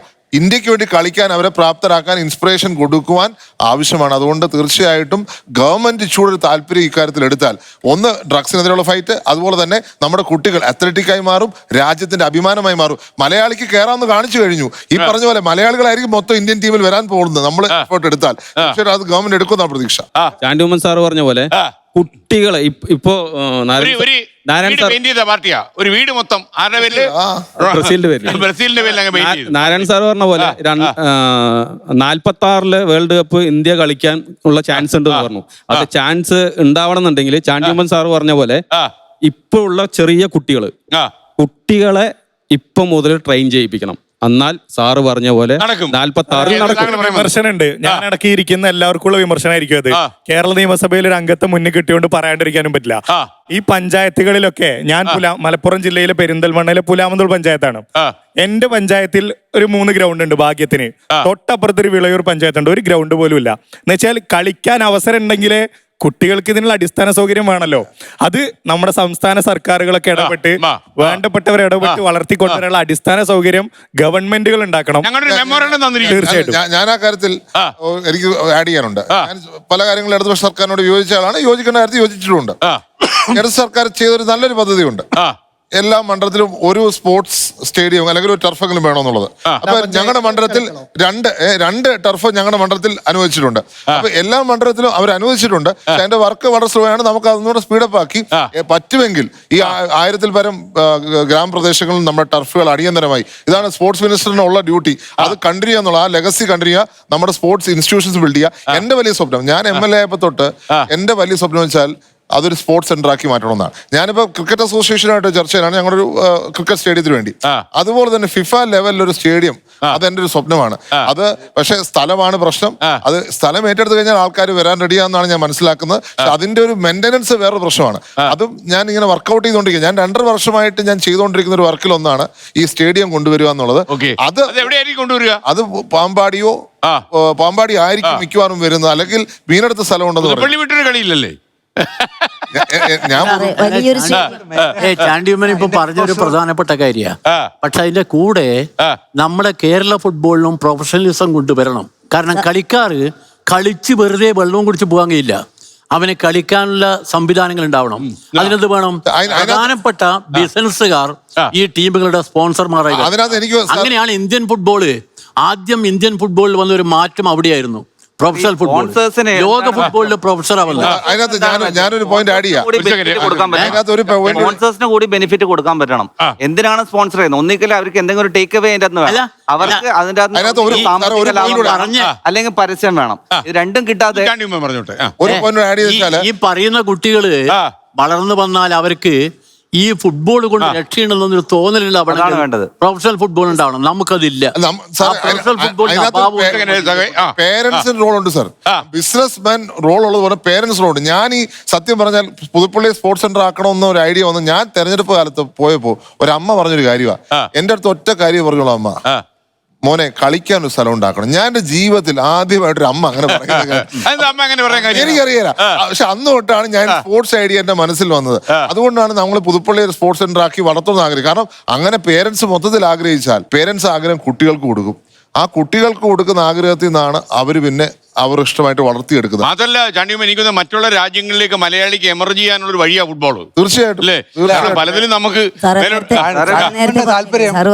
സ്പോൺസർമാരെ കണ്ടെത്തുക എന്നുള്ളതല്ലാതെ ഇപ്പൊ നമ്മളുടെ സാറ് പറഞ്ഞതുപോലെ നമ്മളുടെ ഒരു ജനറൽ സെക്രട്ടറി ആയിട്ട് കയറിയത് നമ്മുടെ കേരള ഫുട്ബോൾ അസോസിയേഷന്റെ അനിൽ സാറാണ്. ആ സാർ അദ്ദേഹം ഒരു നേവിയിൽ ജോലിയായിരുന്നു. അദ്ദേഹം നല്ലൊരു ഗോൾ കീപ്പർ ആയിരുന്നു നേവിയുടെ. അങ്ങനെ ഫുട്ബോൾ റിലേറ്റഡ് ആയിട്ടുള്ളത് കൊണ്ട് തന്നെ ആയിരിക്കും അദ്ദേഹം ആ സീറ്റിൽ വന്നതിന് ശേഷം ഇത്രയും വികസനങ്ങൾ ഉണ്ടായത്. കേരള ഫുട്ബോൾ അസോസിയേഷനിൽ ഒരുപാട് ടൂർണമെന്റുകൾ നടത്തിയത്, കണ്ടക്ട് ചെയ്യണതും എല്ലാം കാര്യങ്ങളും ചെയ്യാനുള്ള പ്രേരണ കിട്ടുന്നത് അദ്ദേഹം ഒരു ഫുട്ബോൾ പ്ലെയർ ആയതുകൊണ്ടാണ്. അദ്ദേഹം സത്യസന്ധമായി ചെയ്ത ഓരോ കാര്യങ്ങളിലാണ് നമുക്ക് അത്രയും ടൂർണമെന്റുകൾ കുട്ടികൾക്ക് കിട്ടിയത്. ടൂർണമെന്റ് കുട്ടികൾക്ക് കിട്ടിയാൽ മാത്രമേ കളിച്ച് ഡെവലപ്മെന്റ് ആകാൻ പറ്റൂ. ഇപ്പൊ നമ്മൾ ഈ വേൾഡ് കപ്പിൽ തന്നെ 4 ഇന്ത്യൻ താരങ്ങൾ കളിക്കുന്നുണ്ട് പല രാജ്യങ്ങൾക്ക് വേണ്ടി. അപ്പൊ നമ്മൾക്കിടെ കുട്ടികൾക്ക് കഴിവില്ലാഞ്ഞിട്ടല്ല, ആ കുട്ടികളെ ഡെവലപ്പ് ചെയ്യേണ്ട രീതിയിൽ കറക്റ്റായിട്ടുള്ള പ്രാക്ടീസും കറക്റ്റായിട്ടുള്ള കാര്യങ്ങളും അത് ചെയ്തു കൊടുത്താൽ അത് കുട്ടികൾ വരുമെന്നാണ് ഞാൻ പറയുന്നത്. ചാണ്ടിയമ്മൻ ഒരു കൺസെപ്റ്റ് കൂടെ ഉണ്ട്. ഹരിയാന മോഡൽ കൊണ്ടുവരണോ? കാരണം ഹരിയാനയാണ് ഇപ്പൊ ഇന്ത്യയിലെ ഏറ്റവും പൊട്ടൻഷ്യൽ ഉള്ള ഇത്. അവിടെ ഡ്രഗ്സ് മൊത്തം ഒഴിവായി, എല്ലായിടത്തും സ്പോർട്സ് ആയി. അതിന്റെയാണ് ഇപ്പൊ ഇതാണ് നീരജ് ചോപ്ര ഉൾപ്പെടെയുള്ള എല്ലാവരും അവിടെ നിന്ന് വന്നവരാണ്. അപ്പൊ ചാണ്ടിയമ്മൻ അങ്ങനെ ഒരു കൺസെപ്റ്റ് ഉണ്ട്. നമ്മുടെ ഒരു ഐഡിയ എന്ന് വെച്ചാൽ അങ്ങനെ മാത്രമേ കുട്ടികളെ ഇതിൽ നിന്ന് മാറ്റാൻ പറ്റത്തുള്ളൂ. ഡ്രഗ്സ് വന്ന് നമ്മുടെ സംസ്ഥാനം നിറഞ്ഞിരിക്കുകയാണ്. നമ്മൾ അറിഞ്ഞു അറിയാതെ വന്നിട്ടുണ്ട്. കൊച്ചു കുട്ടികളുടെ പോലും അറിയിലെത്തുന്നു, അവരറിയുന്നില്ല. അപ്പൊ നമുക്കുള്ള ഏക ഓപ്ഷൻ അവരുടെ അറ്റൻഷൻ ഡൈവേർട്ട് ചെയ്യുക, എനർജി ഡൈവേർട്ട് ചെയ്യുക എന്നുള്ളത് മാത്രമാണ്. അതിനകത്ത് ഈ ഹരിയാന മോഡൽ വളരെ പ്രാക്ടിക്കലാണ്, ആപ്ലിക്കബിൾ ആണ്. പുതിയ ഗവൺമെന്റ് അത് ചെയ്യുമെന്നുള്ള എന്റെ പൂർണ്ണ പ്രതീക്ഷയുള്ളത്. ഇനിയിപ്പോ 2 ദിവസമേ ഉള്ളൂ. വന്നതിന്റെ കാരണം വെച്ചാൽ എന്റെ അടുത്ത് പറഞ്ഞു പന്ന്യ സഖാവ് ബ്രസീൽ ഡ്രസ് ഇട്ട് കളിക്കാൻ വരുന്നു. എന്റെ അടുത്ത് അർജന്റീൻ ഡ്രസ് ഇട്ട്. ഞാനിപ്പോ കളി പ്രതീക്ഷ ചെയ്തപ്പോ ഇത് നമ്മൾ തമ്മിലായി മാറി. അതുകൊണ്ടാണ് ഞാൻ കളി പ്രതീക്ഷിച്ചു വന്നയാ. പക്ഷെ അതേ തയ്യാറില്ല. അപ്പൊ ഇത് താങ്കളിപ്പോ ഏത് ഭാഗത്തായാലും ബ്രസീലിനെ കുറിച്ച് ഞാൻ വെറുതെയല്ല. ബ്രസീല് 22 തവണയാ കളി കഴിഞ്ഞത്. അതിൽ 5 തവണ ബ്രസീലാ ചാമ്പ്യന്മാരായത്. മാത്രല്ല ബ്രസീൽ ഇത്തവണ നല്ല ടീമാണ്. ആ ടീമിന്റെ കോമ്പിനേഷൻ അതാണ്. നിങ്ങൾ നെയ്മർ മാറ്റി നിർത്തിയ നെയ്മർ ഉണ്ടായാലും ഒരു ഊർജ്ജമാ. പക്ഷെ കളിക്കാരുണ്ട് ബ്രസീലില്. ആ ബ്രസീലിന് കഴിഞ്ഞ തവണ നമുക്ക് വേൾഡ് കപ്പിൽ ഒരു ബൈസിക്കിൾ കിക്ക് എടുത്ത ഒരു വിദ്വാനുണ്ട്, വിനീഷ്യസ് ജൂനിയർ. അവൻ ഏറ്റവും ശക്തമായി കളിക്കുന്ന ഒരു കളിക്കാരനാണ് ഇപ്പം വിനീഷ്യസ്. അതുപോലുള്ള ഒരുപാട് കളിക്കാർ. മറുപടി തീർച്ചയായിട്ടും ഞാൻ അങ്ങനെ ബ്രസീലിന്റെ കളി അങ്ങനെ കാണുന്ന ആളല്ല. ഞാൻ കൂടുതലും അർജന്റീന അല്ലെങ്കിൽ നമ്മുടെ ബാക്കിയുള്ള കൺട്രീസ് താല്പര്യമില്ലാത്ത ടീമിന്റെ കളി കാണാത്ത അവസ്ഥയുണ്ട്. അങ്ങനെയുണ്ട് സാറേ, ബ്രസീലിന്റെ കളി കാണാത്തത് കൊണ്ടാണ് സാർ അർജന്റീന ഫാൻ ആയതാണെന്നാണ് എനിക്ക് മനസ്സിലാവുന്നത്. ബ്രസീലിന്റെ കളി കണ്ടതാണെങ്കിൽ നിലപാട് വ്യക്തമാക്കട്ടെ. ഇഷ്ടക്കേടൊന്നുമില്ല, പക്ഷെ നമ്മളെ സംബന്ധിച്ച് അർജന്റീന കളിയാണ് കൂടുതൽ ഇമ്പോർട്ടന്റ് ആയിട്ട്. അല്ല, അർജന്റീന കളിയുടെ ഒരു പ്രത്യേകത അല്ലെങ്കിൽ ആ ടീമിന്റെ പ്രത്യേകത? അല്ല, തീർച്ചയായിട്ടും മെസ്സിയോടുള്ള ആരാധനയാണോ? മെസ്സി ആക്ച്വലി ഇവിടെ കേരളം അറിയാത്തൊരു കാര്യമുണ്ട്. ഞാനും ആ മെസ്സിയെ കൊണ്ടുവരാൻ ശ്രമിച്ച ഒരാളാണ്. ഞാൻ അവരുടെ ടീമുമായിട്ട് ഇങ്ങനെ കമ്മ്യൂണിക്കേറ്റ് ചെയ്ത് അതിന്റെ ഒരു ചങ്കൂറ്റ അദ്ദേഹത്തിന്റെ ആ പറഞ്ഞ ശ്രമം അല്ലെങ്കിലും ഞാനിതൊന്ന് കൊണ്ടുവരുന്നത് വളരെയധികം ആഗ്രഹിച്ച ഒരാളാണ്. ഞാൻ അവരുടെ ഞാൻ ഈ കൊണ്ടുവരുന്ന പറഞ്ഞ സമയത്ത് പല ശ്രമങ്ങൾ നടക്കുന്നുണ്ട്. അതിനകത്ത് ഒരു ശ്രമം നമ്മുടെ ഉണ്ടായിരുന്നു, പക്ഷെ അപ്പം പൂർണ്ണമായി പാളിപ്പോയൊരു ശ്രമമാണ് അവര് നടത്തിയായിരുന്നു. ഞാൻ വിചാരിച്ച അവര് വരുമെന്ന് തന്നെയാണ് എന്റെ പ്രതീക്ഷ. പക്ഷെ എന്താണെന്നറിയില്ല, ഈ കേരളം ഒഴിച്ച് ബാക്കി എല്ലാ സ്ഥലത്തും ചൂസ് ചെയ്തു. കേരളത്തിനോട് എന്തെങ്കിലും പ്രത്യേകിച്ച് അവജ്ഞയുണ്ടോന്ന് അറിയത്തില്ല ആ സമയമായപ്പോഴത്തേക്ക്. എങ്കിലും അല്ല, പ്രതീക്ഷിച്ചു. കാരണം അതിന് സാധ്യത ഉണ്ടായിരുന്നു. അതിന് സ്പോൺസേഴ്സ് റെഡി ആയിരുന്നു. പക്ഷെ അവരുടെ ഭാഗത്ത് ഫൈനലായപ്പോൾ എന്തോ ഒരു താല്പര്യക്കുറവ് വന്നു. അതിന്റെ പ്രധാന കാരണം ഇൻഫ്രാസ്ട്രക്ചറിന്റെ പ്രശ്നം തന്നെയാണ്. അതായത് ഏതൊരു ടീമും ഇന്ത്യയിൽ കളിക്കാൻ വരണമെങ്കിൽ, കളിക്കാനായി വരുമ്പോൾ അവർക്ക് നല്ലൊരു സ്റ്റേഡിയം വേണം. സ്റ്റേഡിയത്തിന് ഒത്ത അതേ നിലവാരത്തിലുള്ള ഒരു പരിശീലന ഗ്രൗണ്ട് വേണം. അവർക്ക് താമസിക്കാൻ നല്ല ഹോട്ടൽ വേണം. അതിന്റെ ഇൻഫ്രാസ്ട്രക്ചർ മറ്റു വേണം. അപ്പൊ നമുക്ക് അതില്ല എന്നുള്ളതാണ് നമ്മൾ ചൂണ്ടിക്കാണിച്ച സ്റ്റേഡിയം. പോരാ, എഗൈൻസ്റ്റ് ആയിട്ട് കളിക്കുന്ന ടീം മുൻകൂട്ടി അറിയാം. ഫിഫ അറിയാതെ ഒരു രാജ്യത്തിന്റെ ടീമിന് ഇവിടെ വരാൻ കഴിയില്ല. അന്ന് പറഞ്ഞപ്പോഴേ ഞാൻ പറഞ്ഞത് അപകടമാണ് ഈ പറച്ചല്. ഞാൻ പൊതുവെ മന്ത്രിയോട് പറയാൻ മന്ത്രിയോട് പറയാൻ നമുക്ക് പറ്റൂല. ഇത് അർജന്റീന ടീമിനെ കൊണ്ടുവരുന്ന കാര്യമല്ല ഞാൻ പറയുന്നത്. മെസ്സിയുടെ സെപ്പറേറ്റ് ടൂർ ഉണ്ടായിരുന്നു, India tour, GOAT, greatest of all times tour ഉണ്ടായിരുന്നു. ആ ടൂറിൽ സ്വാഭാവികമായിട്ട് വരേണ്ട സ്ഥലമാണ് കേരളം. കാരണം ഏറ്റവും കൂടുതൽ ആരാധകരുള്ള സ്ഥലമാണ് കേരളം. കഴിഞ്ഞ ദിവസം ഞാൻ മലപ്പുറത്ത് പോയപ്പോഴത്തേക്ക് 450 അടിയാണ് ഫ്ലെക്സ് വെച്ചിരിക്കുന്നത്. ഇവിടെ മലപ്പുറത്ത് വന്നാൽ, ഇവിടെ തിരുവനന്തപുരത്ത് വന്നാൽ, കേരളത്തിൽ എവിടെ വന്നാലും ഇളകി മറിയും. ഒരു 10 ലക്ഷം പേരെങ്കിലും അവിടെ വരുന്ന ഒരു സാഹചര്യം ഉണ്ടായിരുന്നു. അതിന് ഇൻഫ്രാസ്ട്രക്ചർ ഒന്നും അല്ല, വേറെ ഞാൻ വെളിപ്പെടുത്താൻ ആഗ്രഹിക്കാത്ത സാഹചര്യങ്ങളായിരിക്കും. പാലക്കാട് വെച്ച ആ ഫ്ലെക്സ് ഇല്ലേ, അതുകൊണ്ട് നമ്മളെ കാണിച്ചേക്കാം. ചാണ്ടിമൻ പറഞ്ഞത് അത് മലപ്പുറത്തായിട്ടോ? ഇത് മലപ്പുറത്തല്ലേ? മലപ്പുറത്ത്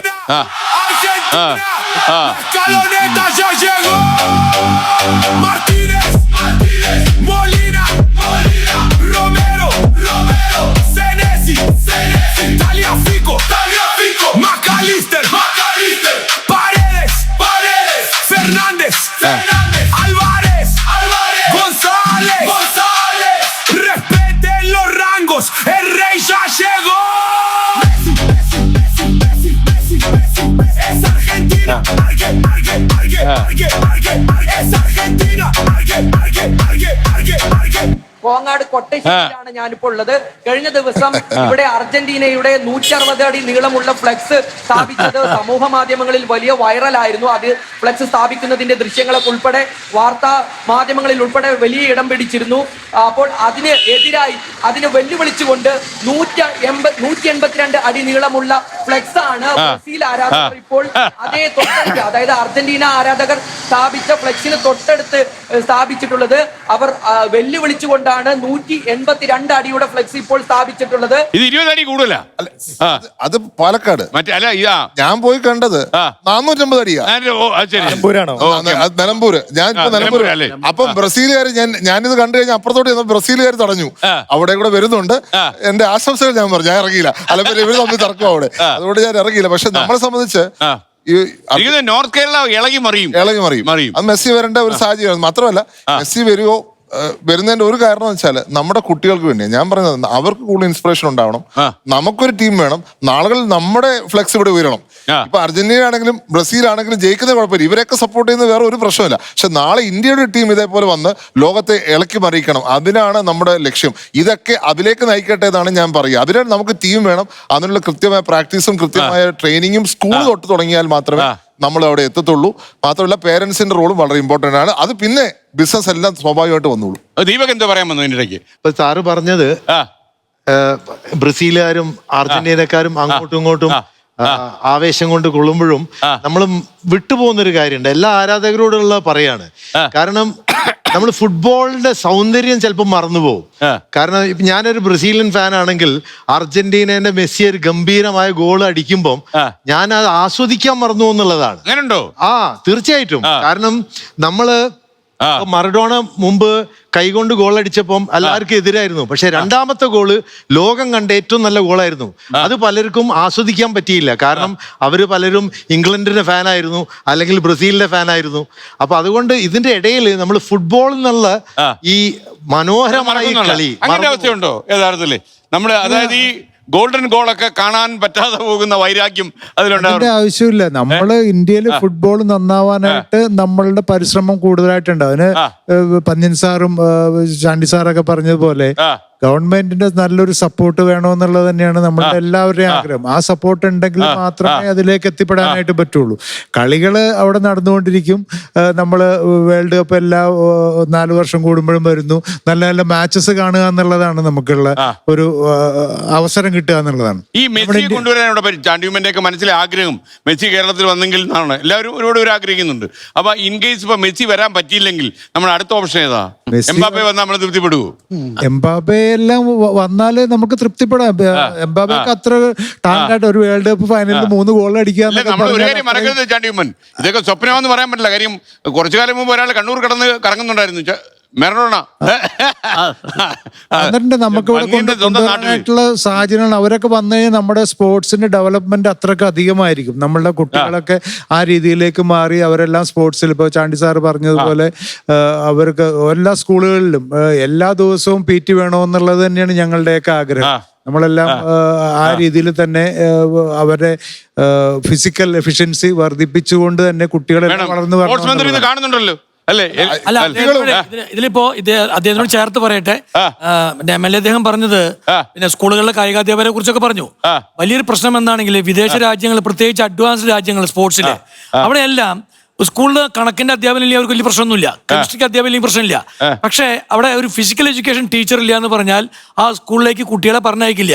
കാരണം കുട്ടിയെ സംബന്ധിച്ചിടത്തോളം ഏറ്റവും ആദ്യത്തെ ആവശ്യം അവന്റെ ശരീരത്തിന്റെ വികസനമാണ്. അവന്റെ മനസ്സ് വികസിക്കണമെങ്കിൽ അവന്റെ ശരീരം വികസിക്കണം. ഈ ആരോഗ്യമുള്ള ശരീരം ഉണ്ടെങ്കിൽ മാത്രമേ ആരോഗ്യമുള്ള മനസ്സിന് സ്ഥാനമുള്ളൂ. നമ്മളുടെ അധ്യാപകരെ സംബന്ധിച്ചിടത്തോളം, പ്രത്യേകിച്ച് സ്കൂൾ അധ്യാപകരെ സംബന്ധിച്ചിടത്തോളം 10ാം ക്ലാസ്സാണ് ലൈഫിലെ ടേണിംഗ് പോയിന്റ് എന്ന് വിശ്വസിക്കുന്ന ഒരു വലിയൊരു വിഭാഗമാണ്. എന്നെ സംബന്ധിച്ചിടത്തോളം ഡിഗ്രി എത്തുമ്പോഴാണ് ഈ ടേണിംഗ് പോയിന്റ് എത്തുക. ഞാൻ പ്രീ ഡിഗ്രി തോറ്റ ആളാണ്. 10ാം ക്ലാസ്സിൽ വളരെ കുറച്ച് മാർക്കേ ഉള്ളൂ. ഡിഗ്രിക്ക് ഞാൻ ടോപ്പറാണ്. ഇവിടെ നമ്മൾ ജീവിതത്തിനെ കാണുന്നത് ഡിഗ്രിയിലേക്ക് എത്തുമ്പോഴാണ്. നമ്മുടെ ഈ അധ്യാപകർ കുട്ടികളുടെ മനസ്സിലേക്കും അല്ലെങ്കിൽ ഈ രക്ഷിതാക്കളുടെ മനസ്സിലേക്കും കുത്തിവെക്കുന്ന വലിയൊരു വിഷം തന്നെയാണ്. അതായത് ഞാൻ കർമ്മമുള്ള പ്രിൻസിപ്പളായിരിക്കുന്ന സമയത്ത് ഡിഗ്രിക്ക് ചിലപ്പോൾ ഈ കുട്ടികൾ മാതാപിതാക്കളുടെ കൂടെ വരും. അപ്പൊ ഇങ്ങനെ നെഞ്ഞ് വിരിച്ചിങ്ങനെ വരണ കണ്ടാൽ എനിക്ക് മനസ്സിലാവും ഇത് കംപ്ലീറ്റ് A+ ആണെന്ന്, +2ന്റെ A+ ആണ്. അപ്പൊ ഇത് വന്നിരുന്ന് സംസാരിച്ച് തുടങ്ങുമ്പോൾ ഞാൻ ചോദിക്കും, അല്ല നിങ്ങൾ +2 എഴുതിയ ഏറ്റവും ഫേവറേറ്റ് സബ്ജക്ട് ഏതാ? ഫിസിക്സ് ആണ്. ആയിക്കോട്ടെ, ആ ഫിസിക്സിന്റെ പേപ്പർ ഇപ്പോൾ ഞാൻ അങ്ങോട്ട് തന്നാൽ അതേ പേപ്പർ എത്ര മാർക്ക് മേടിക്കും? ഈ ഇങ്ങനെ അങ്ങോട്ട് വന്ന ആൾക്കാരുടെ വായു അപ്പം അങ്ങ് പോവും. 50% കിട്ടില്ല. കാരണം ഈ മാർക്കിൽ 70% പിന്നെ ബാക്കിയുള്ളവരുടെ കോൺട്രിബ്യൂഷനാ. ഈ കുട്ടി ഒരിക്കലും അവിടെ 10ാം ക്ലാസ്സിൽ പഠിക്കുന്ന കുട്ടി, 100% മാർക്ക് മേടിക്കുന്ന കുട്ടി, അങ്ങനെ എത്ര കുട്ടികൾ ഈ 10ാം ക്ലാസ്സിലും +2ലും വാങ്ങിയിട്ട് ഡിഗ്രിക്കോ PGക്കോ ടോപ്പറായിട്ട് മാറിയിട്ടുണ്ട്. രാജു നാരായണസ്വാമി ഉണ്ട് എൻ്റെ വലിയൊരു വിശകലനത്തിൽ.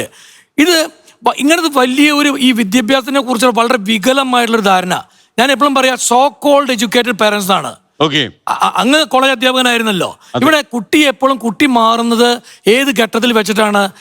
ഇതിൽ വലിയൊരു ആശയം ഈ പറഞ്ഞ പോലെ ഈ സ്റ്റേഡിയം എന്ന് പറയുന്നത് വെള്ളാനിയാണ് കേട്ടോ. അത് വളരെയധികം ആലോചനയൊക്കെ ചെയ്തു പോകേണ്ട ഒരു കാര്യമാണ്. അതിലേക്ക് ഞാൻ വരാം. അങ്ങനെ സ്റ്റേഡിയം മാത്രമായിട്ട് അത് സസ്റ്റെയിൻ ചെയ്യാൻ പറ്റത്തില്ല. അദ്ദേഹം പറഞ്ഞ കറക്റ്റ് ആണ്. പക്ഷെ അതിനോട് ചേർന്ന് ഞങ്ങളുടെ കോട്ടയംകാർക്കോ ഞങ്ങളുടെ ഇടുക്കിക്കാർക്കോ അല്ലെങ്കിൽ ആ ഭാഗത്ത് ഒരു IT പാർക്കില്ല. IT പാർക്ക് കൂടെ കൊണ്ടുവരാം. ഇത് സസ്റ്റെയിൻ ചെയ്യാൻ സാധിക്കും.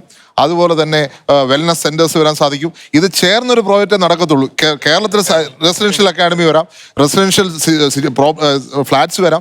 ഇങ്ങനെയാണ് എൻ്റെ മനസ്സിലുള്ള സാധനം. ഇത് പ്രാക്ടിക്കലാക്കുക എളുപ്പമുള്ളതല്ല. പക്ഷെ എൻ്റെ ശ്രമം അതിലേക്കാണ് ഞാൻ പോയിക്കൊണ്ടിരിക്കുന്നത്. തീർച്ചയായിട്ടും നമുക്ക് സാധിക്കും. നമുക്കൊരു ചേഞ്ച് ഓഫ് മോഡ് ആവശ്യമാണ്. അതിനകത്ത് മാധ്യമങ്ങളുടെ റോളും ഉണ്ട് കേട്ടോ. അതിനകത്ത് ഈ ആ മോഡിലാണ് ഇന്നിപ്പോ 24 വന്നിരിക്കുന്നത്. ഈ ഒരു ചർച്ച തന്നെ വളരെ വളരെ ചാണ്ടിയുമ്മന്റെ കൂടെ തന്നെ ഉണ്ട്. Ready ready. നമ്മുടെ ഗോകുലത്തിന്റെ മാച്ചൊക്കെ കമന്ററി ചെയ്തിരുന്നു. SK ഓർമ്മയുണ്ടല്ലോ അല്ലേ? ലൈവ് കമന്ററി ചെയ്തിരുന്നു 24-ല്. എനിക്ക് ഓർമ്മയുണ്ട്. ഞാൻ ആദ്യം വിചാരിച്ചത് ഇവിടെ വെച്ച് കളി നടത്തുന്ന ഫുട്ബോളിലേക്ക് എന്നെ വിളിച്ച് കളി നടത്താനാ. ക്രിക്കറ്റ് വന്ന് എന്റെ 6 അടിച്ചു പോയി. അത് പുതുപ്പള്ളി വെച്ചാ.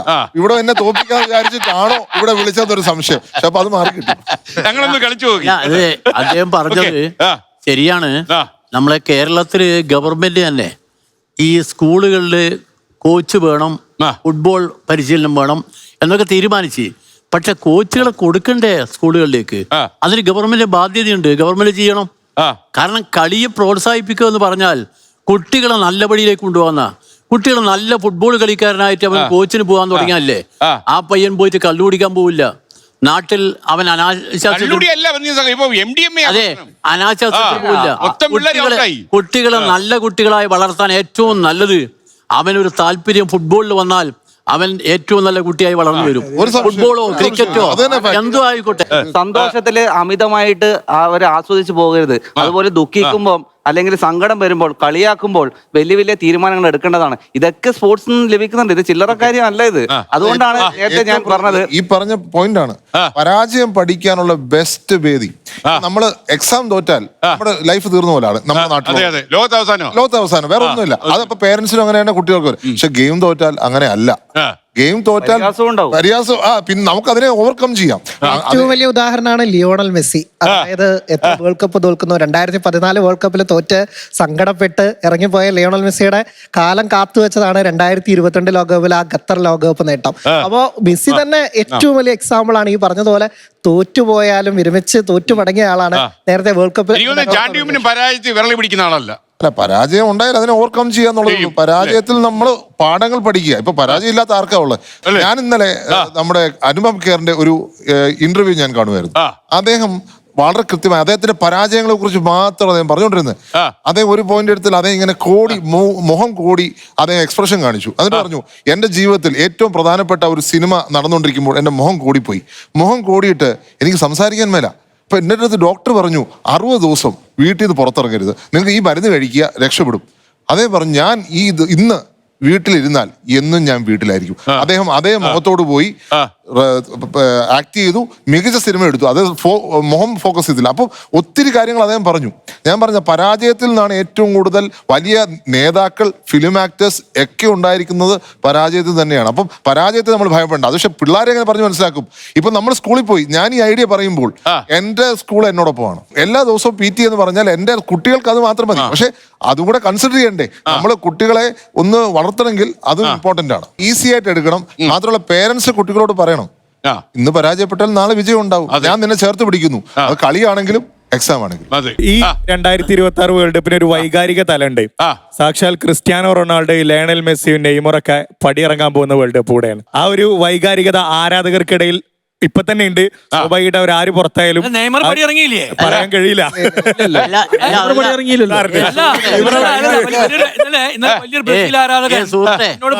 ക്രിസ്ത്യാനോ റൊണാൾഡോ ഒരു ഇന്റർവ്യൂല് പറഞ്ഞിട്ടുണ്ട്, ഇനിയും തുടരുന്നതാണ്, ഞാൻ ഇനിയും തുടരും. അടുത്ത വേൾഡ് കപ്പ്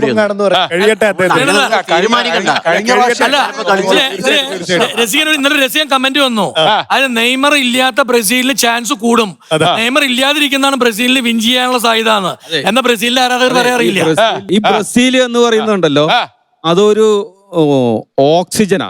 ഓക്സിജൻ പറഞ്ഞ ഒരു വിത്ത് പാകുന്ന സ്ഥലമാണ്. ഒരു പ്ലെയർ അല്ല ബ്രസീൽ. ബ്രസീൽ എന്ന് പറയുമ്പോ പ്ലെയർ ഉണ്ടാക്കിക്കൊണ്ടേയിരിക്കുന്ന ഒരു രാജ്യം. ലോകത്തുള്ള എല്ലാ ക്ലബിലും ഒരു നെയ്മർ പോയി കഴിഞ്ഞാൽ ഒരു ബ്രസീൽ പോകത്തില്ല. അതില് ബാക്കിയുള്ള 16 എണ്ണം കളിക്കാരാ. അല്ല, അതായത് നമ്മൾ കഴിഞ്ഞ പ്രാവശ്യം തന്നെ ഇവരൊക്കെ റിട്ടയർ ചെയ്യുന്ന ഏതാണ്ട് അന്ന് കണക്കൂട്ടി. മിക്കവാറും മെസ്സി, റൊണാൾഡോ ഇവർ എല്ലാവരുടെയും ലാസ്റ്റ് വേൾഡ് കപ്പ് നമ്മുടെ ഇപ്പൊ വീണ്ടും അവർ തന്നെയാണ് താരങ്ങളായിട്ട് നിൽക്കുന്നത്. ഇപ്പുറത്ത് എമാലും ഒക്കെ ഉണ്ടെന്ന് പറഞ്ഞാൽ പോലും, എംബാപ്പയൊക്കെ ഉണ്ടെന്ന് പറഞ്ഞാൽ പോലും ഇപ്പോഴും ആ സ്റ്റാർ റേറ്റിംഗ് അവർക്ക് തന്നെയാണ് കൂടുതലും. ഞാൻ പറഞ്ഞ പ്രതിഫലത്തിന്റെ കാര്യത്തിൽ മറ്റുള്ളവരുണ്ട്, പക്ഷെ എങ്കിൽ പോലും ഒരു സ്റ്റാർ വാല്യൂ അവർക്ക് കൂടുതലുണ്ട്. അപ്പൊ അതുകൊണ്ട് നമ്മൾ എല്ലാവരെ കുറിച്ച് ഫൈനൽ എന്ന് പറയാറായിട്ടില്ല. റൊണാൾഡോ ഇനി തുടരുമോ ഇല്ലെന്ന് അറിയത്തില്ല. മെസ്സി പക്ഷേ നാട്ടിൽ കളിച്ച കളി ലാസ്റ്റ് കളിയാണെന്ന്, നാട്ടിലെ അവസാനത്തെ കളിയാണെന്ന് പറഞ്ഞിരുന്നു ഈയിടെ. എല്ലാരും പറഞ്ഞു പോർച്ചുഗലിന്റെ ഫാൻ അല്ല, ചിലവർ പറഞ്ഞു പെനാൽറ്റിയിലൂടെ ജയിക്കും അർജന്റീന ഫോർ ഷുവർ. നമ്മൾ കഴിഞ്ഞ വർഷം കപ്പ് അടിച്ചതിനെക്കാട്ടും ഡബിൾ സ്ട്രോങ് ആണ് ഇപ്രാവശ്യത്തിൽ. പിന്നെ അപ്പൊ ഈ ബ്രസീലുകാർ വീട്ടിൽ പോയിരിക്കതേ ഉള്ളൂ. ബ്രസീല് എനിക്ക് തോന്നുന്നു സെമി പോലും എത്താൻ ചാൻസ് ഇല്ല എന്നാണ് എന്റെ ഒരു അഭിപ്രായം. ഇവിടെ ആരോ പറഞ്ഞത് നമ്മള് എന്താ പെനാൽറ്റി കൂടെയാണ് എല്ലാ കളിയും ജയിച്ചതെന്ന്. കളി ഒന്നും കൂടെ റീവാച്ച് ചെയ്ത് കഴിഞ്ഞാൽ മനസ്സിലാവും നമ്മൾ എങ്ങനെയായിരുന്നു കളിച്ചത്. വമ്പൻ ടീമുകളൊക്കെ അടിച്ചിട്ട് തന്നെയാണ് നമ്മളിവിടെ കപ്പടി. ഞാൻ പോർച്ചുഗൽ ഫാൻ, ക്രിസ്ത്യാനോ ആരാധന. ഇവിടെ ഇപ്പോ മെസ്സിനെ കുറിച്ച് പറഞ്ഞു, അതുപോലെ നെയ്മറിനെ കുറിച്ച് പറഞ്ഞു. എനിക്ക് പറയാനുള്ളത് എന്താ വെച്ചാ ഇവർക്കൊക്കെ മുൻഗാമികൾ ഉണ്ടായിരുന്നു. ഇപ്പോ നെയ്മറിന് പെലെ ഉണ്ടായിരുന്നു ബ്രസീലിന്, അതുപോലെ മറഡോണ ഉണ്ടായിരുന്നു, മെസ്സിയുടെ പോർച്ചുഗലിന് ഫിഗോ ഉണ്ടായിരുന്നു. ഇവരൊക്കെയാണ് വേൾഡ് കപ്പിൽ ഈ ടീമിനെ തോളിലേറ്റുകൊണ്ടത്. പോർച്ചുഗൽ എന്ന് പറഞ്ഞ ടീം അറിയപ്പെടുന്നത് തന്നെ ക്രിസ്ത്യാനോന്റെ ഫാൻ ഇതിഹാസ താരങ്ങളുണ്ടെങ്കിൽ പേരിലാണ് ഇന്ന് ഭൂരിഭാഗം പോർച്ചുഗൽ ഫാൻസും പോർച്ചുഗലിലെ ആരാധകരുണ്ടായത് റൊണാൾഡോ കാരണം. അതെ അതെ, നമ്മൾ നേരത്തെ പറഞ്ഞല്ലോ ബ്രസീൽ 5 വർഷം കപ്പെടുത്തിട്ടുണ്ടെന്നുള്ള കാര്യം. പക്ഷെ അത് 20 വർഷം മുമ്പുള്ള കാര്യം. കഴിഞ്ഞ നൂറ്റാണ്ടിലാണ് ഈ 5 കപ്പും കഴിഞ്ഞ നൂറ്റാണ്ടിൽ മാത്രമേ സ്വന്തമാക്കിയിട്ടുള്ളൂ. ഈ നമ്മൾ കളി ഇങ്ങോട്ട് വന്നെങ്കിൽ ഈ നൂറ്റാണ്ടിലേക്ക് മുൻപിലേക്ക് പോന്നിട്ടില്ല ടീം എന്നുള്ളതിന്റെ ഒരു ഉദാഹരണമായിട്ട് പോർച്ചുഗൽ ഇപ്പോഴും എടുത്തിട്ടില്ലല്ലോ. കഴിഞ്ഞ നൂറ്റാണ്ടിലും എടുത്തിട്ടില്ല, ഈ നൂറ്റാണ്ടിലും എടുത്തിട്ടില്ലല്ലോ പോർച്ചുഗൽ. തീർച്ചയായിട്ടും നമുക്ക് ഒരു പ്ലെയർ ആണ് മിക്കവാറുള്ള എല്ലാ ടീംസിനും ഇമ്പോർട്ടന്റ് ആയിട്ടുള്ളത്.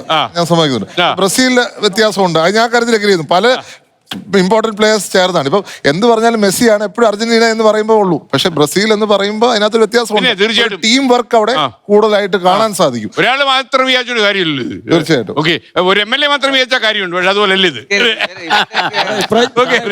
കോച്ച്, ബ്രസീലിന്റെ കോച്ച് ആഞ്ചലോട്ടി, ആൾക്ക് വേറൊരു പേരുണ്ട്, ഡോൺ കാർലോസ് എന്നാ പേര്. ആളുടെ ആ പെർഫോമൻസിനെ ജനങ്ങൾ ഇട്ടുകൊടുത്ത പേരാ ഡോൺ കാർലോസ്. ഒരു ഗോള് പിന്നിൽ നിൽക്കുകയാണെങ്കിലും ആ ലാസ്റ്റ് വിസിൽ അടിക്കുന്നവരെ ബ്രസീലിനെ നോക്കണം, തിരിച്ചടിച്ചിരിക്കും. ഇപ്രാവശ്യം ബ്രസീൽ ഉറപ്പായിട്ടും അടിച്ചിരിക്കും.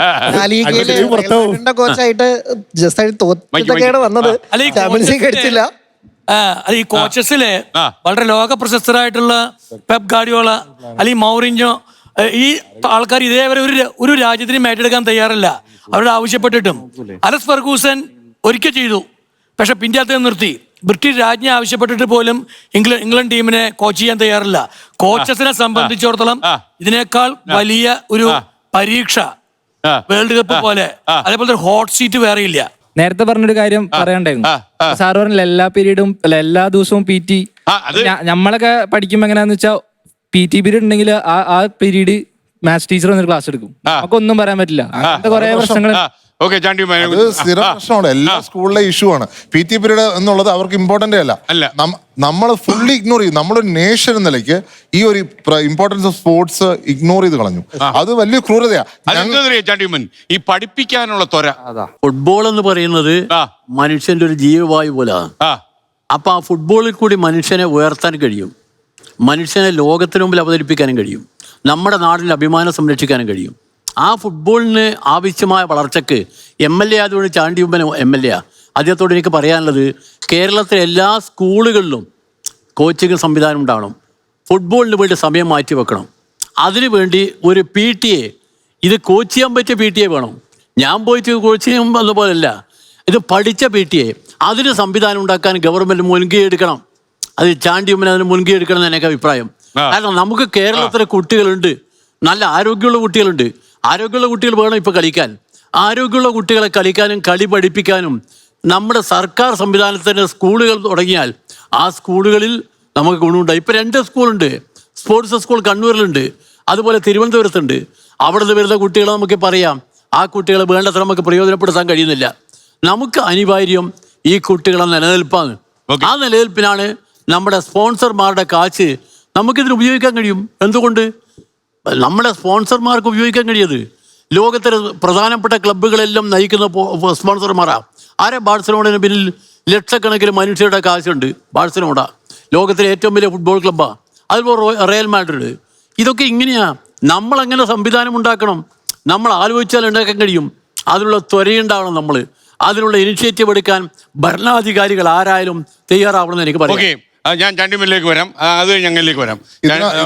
സഖാവിന്റെ ഒരു അഭിപ്രായമാണത്. തീർച്ചയായിട്ടും ഞങ്ങളുടെ ഉത്തരവാദിത്വമാണ്, MLA-മാരുടെ ഉത്തരവാദിത്വമാണ്, ഗവൺമെന്റ് ഉത്തരവാദിത്വമാണ്. ഇത് സർക്കാർ സ്കൂളുകളിൽ നമുക്ക് ഗ്രൗണ്ട് വേണം. മിക്കവാറും ഉള്ള സർക്കാർ സ്കൂളിൽ ഗ്രൗണ്ട് കാണാറില്ല. ഇപ്പൊ എന്റെ സ്കൂളിൽ, എന്റെ വീടിനടുത്ത് തൊട്ടടുത്ത സ്കൂള് കൊച്ചുകുട്ടികളുടെ സ്കൂളാണ്, അവിടെ ഗ്രൗണ്ട് ഇല്ല. ഞാൻ ഫസ്റ്റ് നിവേദനം എന്റെ സഹകരണ മന്ത്രിക്ക് കൊടുത്തത് ഇവിടെ ഗ്രൗണ്ട് ഉണ്ടാക്കി തരണമെന്ന്. അപ്പൊ ഗ്രൗണ്ടുകൾ വേണം. നമ്മൾ വിദേശത്ത് എവിടെ പോയാലും നമ്മളൊരു ഹോട്ടലിൽ താമസിച്ചാൽ തൊട്ട് ചുറ്റും കണ്ണോടിച്ചാൽ മതി, ഫുൾ ഗ്രൗണ്ടുകളാണ്. അപ്പൊ നമുക്ക് കോച്ചുമാർ വേണം, ഗ്രൗണ്ട്സ് വേണം. അതുപോലെ ഇതൊരു എക്കോണമിയാണ്. നമ്മൾ ഗവൺമെന്റ് ഇതിന്റെ പ്രാധാന്യം മനസ്സിലാക്കുമെന്നാണ് ഞാൻ വിചാരിക്കുന്നത്. നമുക്ക് കേരളത്തിന് വലിയ ഇൻഡസ്ട്രീസ് പറ്റത്തില്ല, നമുക്ക് സ്പേസ് ഇല്ല, സ്ഥലമില്ല. അപ്പൊ ഈ എക്കോണമിയെ നമ്മൾ ബിൽഡപ്പ് ചെയ്യാൻ സമയമായി കഴിഞ്ഞു. Sports economy. ഇപ്പൊ മെസ്സി വന്ന് 16 കോടി രൂപയായിട്ടാണ് 4 ദിവസം നിന്നതിന് പോയിരിക്കുന്നത്. 16 കോടി രൂപ ഒരു മെസ്സി വന്നപ്പോൾ ഇന്ത്യയിൽ നിന്ന് അർജന്റീനയിലേക്ക് പോയിരിക്കുകയാണ്. നമുക്കൊരു മെസ്സിയോ 2 മെസ്സിയോ പോരാ, നമുക്ക് ആയിരക്കണക്കിന് മെസ്സിമാർ പറ്റും.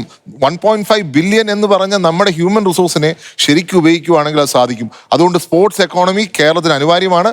എനിക്കാണ് അതിനാണ് സ്പോർട്സ് ടൂറിസം എന്നുകൂടി പറയാൻ വേണമെങ്കിൽ തീർച്ചയായിട്ടും സ്പോർട്സ് ടൂറിസം എന്ന രീതിയിൽ കൂടി ഇതിനെ ഉപയോഗിക്കാനായിട്ട് ഇത്ര മനോഹരമായിട്ടുള്ള താങ്കൾ ഇത് നമ്മൾ തുടങ്ങിയില്ലേ, അവസാനിക്കുമ്പോ ഒരു കൺക്ലൂഷൻ വേണ്ടേ? അതിൽ പ്രധാനം ആര് ജയിക്കുമെന്നുള്ള തർക്കമാണ്. ആ തർക്കം അനിവാര്യമല്ലേ? ആ തർക്കം തീർന്നു. അർജന്റീന ജയിക്കുക.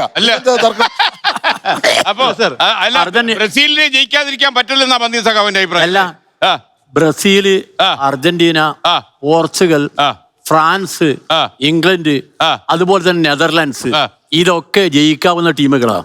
അവർക്കെല്ലാം സാധ്യതയുണ്ട്. അപ്പൊ എന്റെ ഏറ്റവും വലിയ ഒരു കാര്യത്തിൽ ഉറപ്പായിട്ട് ഞാൻ പറയുന്നത്, ഇത്തവണ ഏറ്റവും ചാൻസ് ഉള്ള ടീമാണ് ബ്രസീൽ.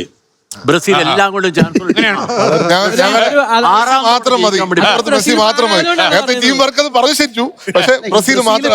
ബ്രസീലിനെ നേരിടാൻ മെസ്സി മാത്രം മതി. ഒറ്റയാൾ മതി. റൊണാൾഡോ ഉണ്ട്. എന്താ അറിയോ, എല്ലാ ഈ ഫ്രാൻസ് ആണെങ്കിലും ശരി, ഇംഗ്ലണ്ട് ആണെങ്കിലും എല്ലാ വേൾഡ് കപ്പ് കളിക്കുന്ന എല്ലാവരും ഉറ്റുനോക്കുന്ന ഒരേ ഒരു സ്ഥലം ബ്രസീലാണ്. ബ്രസീൽ കപ്പ് എടുക്കുന്നുണ്ടോ, ബ്രസീൽ കപ്പ് എടുക്കുന്നുണ്ടോ നോക്കേണ്ട കാര്യമില്ല. ഒറ്റ വാചകത്തിന് കാര്യം പറയാം. അതായത് MLA കൂടി ഇരിക്കുന്നതുകൊണ്ടാണ് പറയുന്നത്, ഗ്രൗണ്ട് തുറക്കുമ്പോൾ ഒരു ഹോസ്പിറ്റൽ അടയ്ക്കും. അപ്പോ കേരളത്തിന് വേണ്ടത് ഹോസ്പിറ്റലുകളല്ല, നമ്മൾ ഹോസ്പിറ്റലുകളും മെഡിക്കൽ സ്റ്റാഫും വലുതാക്കുമ്പോൾ നമ്മൾ തയ്യാറാവുന്നത് സിക്ക് നാഷനാണ്. നമുക്ക് വേണ്ട ഗ്രൗണ്ടുകളാണ് ഹെൽത്തി നാഷന് വേണ്ടിയിട്ട്. എന്താ ദീപക് സാറ് പറഞ്ഞതില് കൂട്ടിച്ചേർക്കുകയാണ്. കാരണം ഇന്ത്യയിലെ എല്ലാ സംസ്ഥാനങ്ങളും ഫുട്ബോളിംഗ് സ്റ്റേറ്റ് അല്ല. അതിൽ 4-5 സംസ്ഥാനങ്ങളേ ഉള്ളൂ ഫുട്ബോൾ കളിക്കുന്നത് ഏറ്റവും ആവേശമുള്ളത്. അതിൽ ഏറ്റവും മുൻപതിയിൽ നിൽക്കുന്ന ഒരു സംസ്ഥാനമാണ് കേരളം. അപ്പൊ കേരളത്തിലും ബംഗാളിലും നോർത്ത് ഈസ്റ്റിലും അതുപോലെ ഗോവയിലും ഏറ്റവും കൂടുതൽ ഫുട്ബോൾ ഉള്ളത്. നമ്മൾ ഇതിൽ ഫോക്കസ് ചെയ്യണം. കാരണം നേരത്തെ സാർ തന്നെ പറഞ്ഞു സ്പോൺസർഷിപ്പിന്റെ കാര്യം. നമുക്ക് ISL-ന് സ്പോൺസർ കിട്ടുന്നത് 8 കോടി മാത്രമാണ്. പക്ഷെ അതേ സമയത്ത് ക്രിക്കറ്റിന് കിട്ടുന്നത് 3 വർഷക്ക് 48,000 കോടിയാ. വിശ്വസിക്കാൻ ISL-ന്റെ കാര്യത്തിൽ എനിക്ക് പറയാനുള്ളത്, സന്തോഷ് ട്രോഫിയുടെ ചാമ്പ്യൻസ് ആയിരുന്നു കേരളം. നമ്മളൊന്നിച്ച് കണ്ടിട്ടുണ്ട്. അതെ, ഞാൻ ഡൽഹിയിൽ സന്തോഷ് ട്രോഫി ഫൈനലിൽ ഞാൻ കണ്ടയാളാ. അന്ന് കേരളം നമ്മൾ ജയിച്ചു. ഞാൻ പറയുന്നത് ഇന്ന് സന്തോഷ് ട്രോഫിയുടെ ഒരു വീഴ്ച നമ്മളെ ബാധിച്ചിട്ടുണ്ട്. അല്ലെങ്കിൽ കേരള പോലീസിന്റെ ഒരു വീഴ്ച. കാരണം കേരള പോലീസ് നല്ലപോലെ മോഹൻ ബാഗനോടൊപ്പം തന്നെ അതുപോലെ തന്നെയുള്ള ഗോവയിലെ ടീംസിനോടൊപ്പം തന്നെ എല്ലാം കളിച്ചിരുന്നയാ. പക്ഷെ നമുക്ക് ആ ഒരു മിസ്സിങ് ഇപ്പൊ ഉണ്ട്. കേരള പോലീസ് ഇപ്പൊ തിരിച്ചു വരണം. എനിക്ക് ഗവൺമെന്റിനോട് വീണ്ടും പറയാനുള്ളത്, കേരള പോലീസിന് കൂടുതൽ ശക്തി കൊടുക്കണം. നമുക്ക് രണ്ട് കാര്യങ്ങൾ, ആരോഗ്യം പറഞ്ഞു, പിന്നെ നമുക്ക് ആത്മവീര്യ ഇത് കിട്ടാൻ ധൈര്യം കിട്ടാനൊക്കെ പറഞ്ഞു. പക്ഷെ at the end of the day നമുക്ക് ബ്രെഡ് ആൻഡ് ബട്ടർ ജീവിക്കണ്ടേ? അതിന് ഫുട്ബോൾ കളിച്ചു കഴിഞ്ഞാൽ ജീവിക്കാൻ പറ്റുമോ? അതിന് ജോലി കിട്ടണം. അതിന് സ്പോർട്സ് കോട്ട രണ്ടാമത് തുടങ്ങണം. Every child is born decide to play എന്ന് പറയാം. അതുകൊണ്ട് എല്ലാ കുട്ടികളും കേരള പോലീസിനെ തിരിച്ചു കൊണ്ടുവരണം. അതിന് ശക്തി ഈ ഗവൺമെന്റ് കൊടുക്കണം എന്നുള്ള ഗവൺമെന്റിനോട് ഞാൻ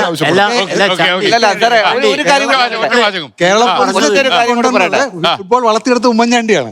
അദ്ദേഹം ആഭ്യന്തരമന്ത്രി ആയിരുന്നപ്പോഴാണ്. കാരണം അന്നത്തെ ദേശീയ പോലീസ് മേളയ്ക്ക് കേരളത്തിന് പൂജ്യമായിരുന്നു.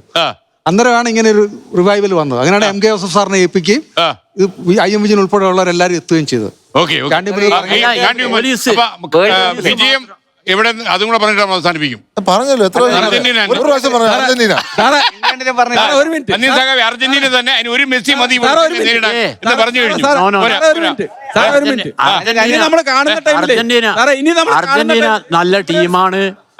അതിനൊന്നും പഠിക്കാൻ പോണ ഓക്കേ, ഇനി കാണുന്നെങ്കിൽ പറഞ്ഞില്ല ബ്രസീലിന്റെ ജേഴ്സിയിൽ ഇവിടെ ഒരു സ്റ്റാർ ഉണ്ടാവും. ഒരു കപ്പ് കൂടെ ഉണ്ടെങ്കിൽ ഇവിടെ സ്റ്റാർ കിട്ടത്തുള്ളൂ. കളിക്കാരൻ ആരുടെ കപ്പ് എടുത്തിരിക്കും. എനിക്ക് നല്ല കളി കാണണം എന്നുള്ളത് മാത്രമേ ഉള്ളൂ. ബ്രസീലും അർജന്റീനയും നല്ല ടീമുകൾ തന്നെയാണ്. അവര് നല്ലൊരു ഫൈനലിൽ എത്തട്ടെ, നല്ലൊരു ടീം വിൻ ചെയ്യട്ടെ. മേനോൻ സാർ ആരെയാ ജയിപ്പിക്കേണ്ടത് ഇപ്പോ? സാറ് ഏതാ ടീം എന്ന് പറഞ്ഞില്ല. സാറ് ഏതാ ടീം ഞാൻ ജയിക്കുന്നവരുടെ കൂടെയാ. സാറ് നമ്മൾ തമ്മിൽ അടുപ്പിക്കുന്ന ടീമിലാ. അല്ല സാറേ, ഇവരെ വർഷമായിട്ട് ഈ ഇലക്ഷൻ കേരളത്തിലും ഇന്ത്യയിലും ഒക്കെ ഇലക്ഷൻ നടക്കുന്ന സമയത്തെല്ലാം നമ്മൾ 3 പേര് ഇറങ്ങും. നമ്മൾ അവസാനം വരെ പറയുന്നത് ഒറ്റ വാചകമുള്ളൂ, ജയിക്കുന്നവരുടെ കൂടെയാ. നമ്മൾ ഇതൊക്കെ പറഞ്ഞാലും അർജന്റീന പറഞ്ഞാലും ബ്രസീൽ പറഞ്ഞാലും നമ്മുടെയൊക്കെ മനസ്സിൽ ഒറ്റ ആഗ്രഹമുള്ളൂ, എന്തെങ്കിലും ഒരു ദിവസം ഇന്ത്യ അവിടെ എത്തി കളിക്കണം. പണ്ട് കളിച്ചിട്ടുണ്ട്, ഷൂസ് ഇല്ലാതെ കളിച്ച ഇന്ത്യൻ ടീമുണ്ട്. വേൾഡില് ഷൂസ് ഇല്ലാതെ കളിച്ചൊരു ടീമുണ്ട്. അതുകൊണ്ട് നമുക്ക് ഷൂസ് കിട്ടും, ഏറ്റവും മികച്ച കുട്ടികളെ പറഞ്ഞു വിടാൻ സാധിക്കും. പരിശീലകരുടെ കാര്യം ഞാൻ ആലോചിച്ചു പോകുന്നത്. അർജന്റീന, ബ്രസീൽ, അതുപോലെ തന്നെ ഇംഗ്ലണ്ട്, പിന്നെ പോർച്ചുഗല്, ഈ പരിശീലകർ ഇവരൊക്കെ ഭയങ്കര ആവേശത്തിലാണ്. ആ അല്ലല്ല, ഒന്ന് ആലോചിച്ച് നോക്ക്. നെയ്മറിനെ എങ്ങനെ ഇറക്കണം, എപ്പോ ഇറക്കണം? ആഞ്ചലോട്ടിയുടെ തലയുടെ എന്താ പുക പോകുന്നുണ്ടാവും ഇപ്പൊ, ഇറക്കണോ വേണ്ടയോ? പോർച്ചുഗലില് റൊണാൾഡോ വളരെ തീരുമാനം എടുക്കേണ്ടതാണ്, എപ്പോ കളിപ്പിക്കണം, എത്ര സമയം കളിപ്പിക്കണം, പ്രായവും അദ്ദേഹത്തിന്റെ ഫോം. അടുത്തതാണ് വരുന്നത് ഏറ്റവും പ്രധാനപ്പെട്ടത് മെസ്സി. അദ്ദേഹം കളിക്കുവോ നടക്കുവോ എന്ന് തന്നെ നമുക്ക് പറയാൻ പറ്റില്ല. അപ്പൊ ഇതൊക്കെ നിങ്ങളെല്ലാം ആവേശം കൂട്ടിക്കോ. പക്ഷേ മെസ്സി അൾജീരിയക്കെതിരായ മത്സരത്തിൽ തന്നെ വരും. ചിലപ്പോൾ അടുത്ത മത്സരത്തിൽ ഐസ്ലാൻഡിനെതിരെ കളിക്കുമെന്നുള്ള കാര്യത്തിലാണ് കഴിഞ്ഞ ദിവസം ഏറ്റവും കൂടുതൽ സാധ്യതയുള്ള ടീം ബ്രസീലായിട്ടാണ് മെസ്സി എന്ന് പറയുന്നത്. ഞാൻ കാലുമാറില്ല. ഞാൻ ഉറപ്പായിട്ട് പറയുന്നത് ബ്രസീൽ ജയിക്കണം എന്നാണ് എന്റെ മനസ്സ് പറയുന്നത്. എന്നാൽ നന്നായി കളിക്കുന്ന ടീമിനെ ഞാൻ നന്നായി കളി കാണും. 20 കാണുമല്ലോ. അതെ, 20 കാണും അല്ലേ?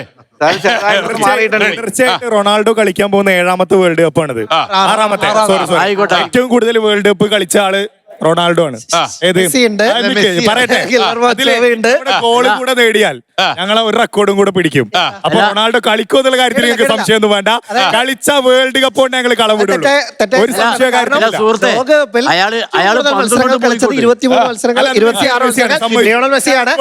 മറികടക്കും. മെസ്സിക്ക് മുന്നിൽ ഒരു ഗോൾ അടിച്ചാൽ ലോകകപ്പിലെ ഏറ്റവും കൂടുതൽ ഗോൾ അടിച്ച താരം എന്ന റെക്കോർഡും കൂടി ഇത്തവണ മെസ്സി എന്ന് തോന്നുന്നതാണ്. പക്ഷെ നമ്മൾ എംബാപ്പയെ മറന്നുകൂടാ. എംബാപ്പയെ തൊട്ടടുത്തണ്ട് ഇനി ലമീൻ യമാൽ ആളെ പ്രതിപാദിച്ച് അധികം കണ്ടുപോയില്ല. ലമീൻ യമാലിന്റെ കാര്യം നമുക്ക് ഇവിടെ സാറ് പറഞ്ഞതിന്റെ ഒരു കാര്യം കൂടി പറഞ്ഞു. അതായത് നമ്മൾ 10ാം ക്ലാസ്സിലോ 12ാം ക്ലാസ്സിലോ ചിന്തിക്കുന്നത് ഇപ്പൊ ഈ പറഞ്ഞ പോലെ ഡിഗ്രിക്ക് ഏത് കോഴ്സ് എടുക്കും, +2 ഏത് കോഴ്സ് എടുക്കാം.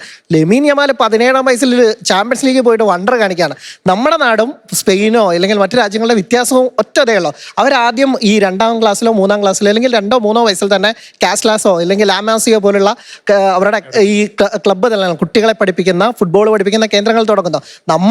ഞാനൊരു ക്രിക്കറ്റ് ഞാൻ സത്യത്തിൽ ഒരു ലെതർ ബോളിൽ കളിച്ചു കൊടുക്കുന്നതിന് +2-ലോ ഒക്കെ അല്ലെങ്കിൽ 10th-ലോ പോയപ്പോൾ അതാണ് ഡിഫറൻസ്. അല്ലെങ്കിൽ ഈ ഫുട്ബോളിന്റെ കാര്യത്തിൽ നമ്മൾ പ്രൊഫഷണലായി അപ്രോച്ച് ചെയ്യുന്നത് പലപ്പോഴും വളരെ ലേറ്റ് ആയിട്ടാണ്. അതിന്റെ ഒരു പ്രശ്നമുണ്ട്. അത് നമ്മൾ അവസാനിപ്പിക്കുന്നു. എന്തായാലും ഫുട്ബോൾ ആയതുകൊണ്ട് ഒരു കാലി പോസ്റ്റ് കിട്ടിയപ്പോൾ ഒരു ഗോൾ അടിക്കാന്ന് വെച്ചു.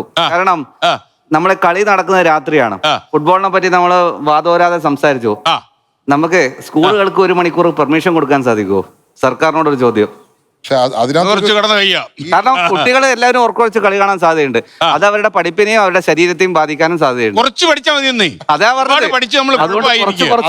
അതിനുള്ള ഓപ്ഷൻ എന്ന് പറഞ്ഞാൽ എല്ലാ സ്കൂളുകളിലും വേണമെങ്കിൽ ആ പിറ്റേ ദിവസം അല്ലെങ്കിൽ കളി നടന്നതിന് അടുത്ത ദിവസം ഒരു സ്ക്രീനിങ് സാധ്യമാണ്. ഫൈനൽ നടക്കുന്നതിന്റെ ഫൈനൽ സെമി ഫൈനൽ ഞാൻ ആലോചിച്ച കാര്യം എന്റെ മണ്ഡലത്തിൽ ക്വാർട്ടർ ഫൈനൽ അല്ലെങ്കിൽ സെമി ഫൈനൽ തൊട്ട് എല്ലാ കളികളും ഒരു മാച്ച് കാണിക്കണം. 1 മണിക്കൂർ ഒന്ന് ലേറ്റ് ആയിട്ട് കൂടുതൽ ആൾക്കാർ ഈ കളി നടക്കത്തില്ല.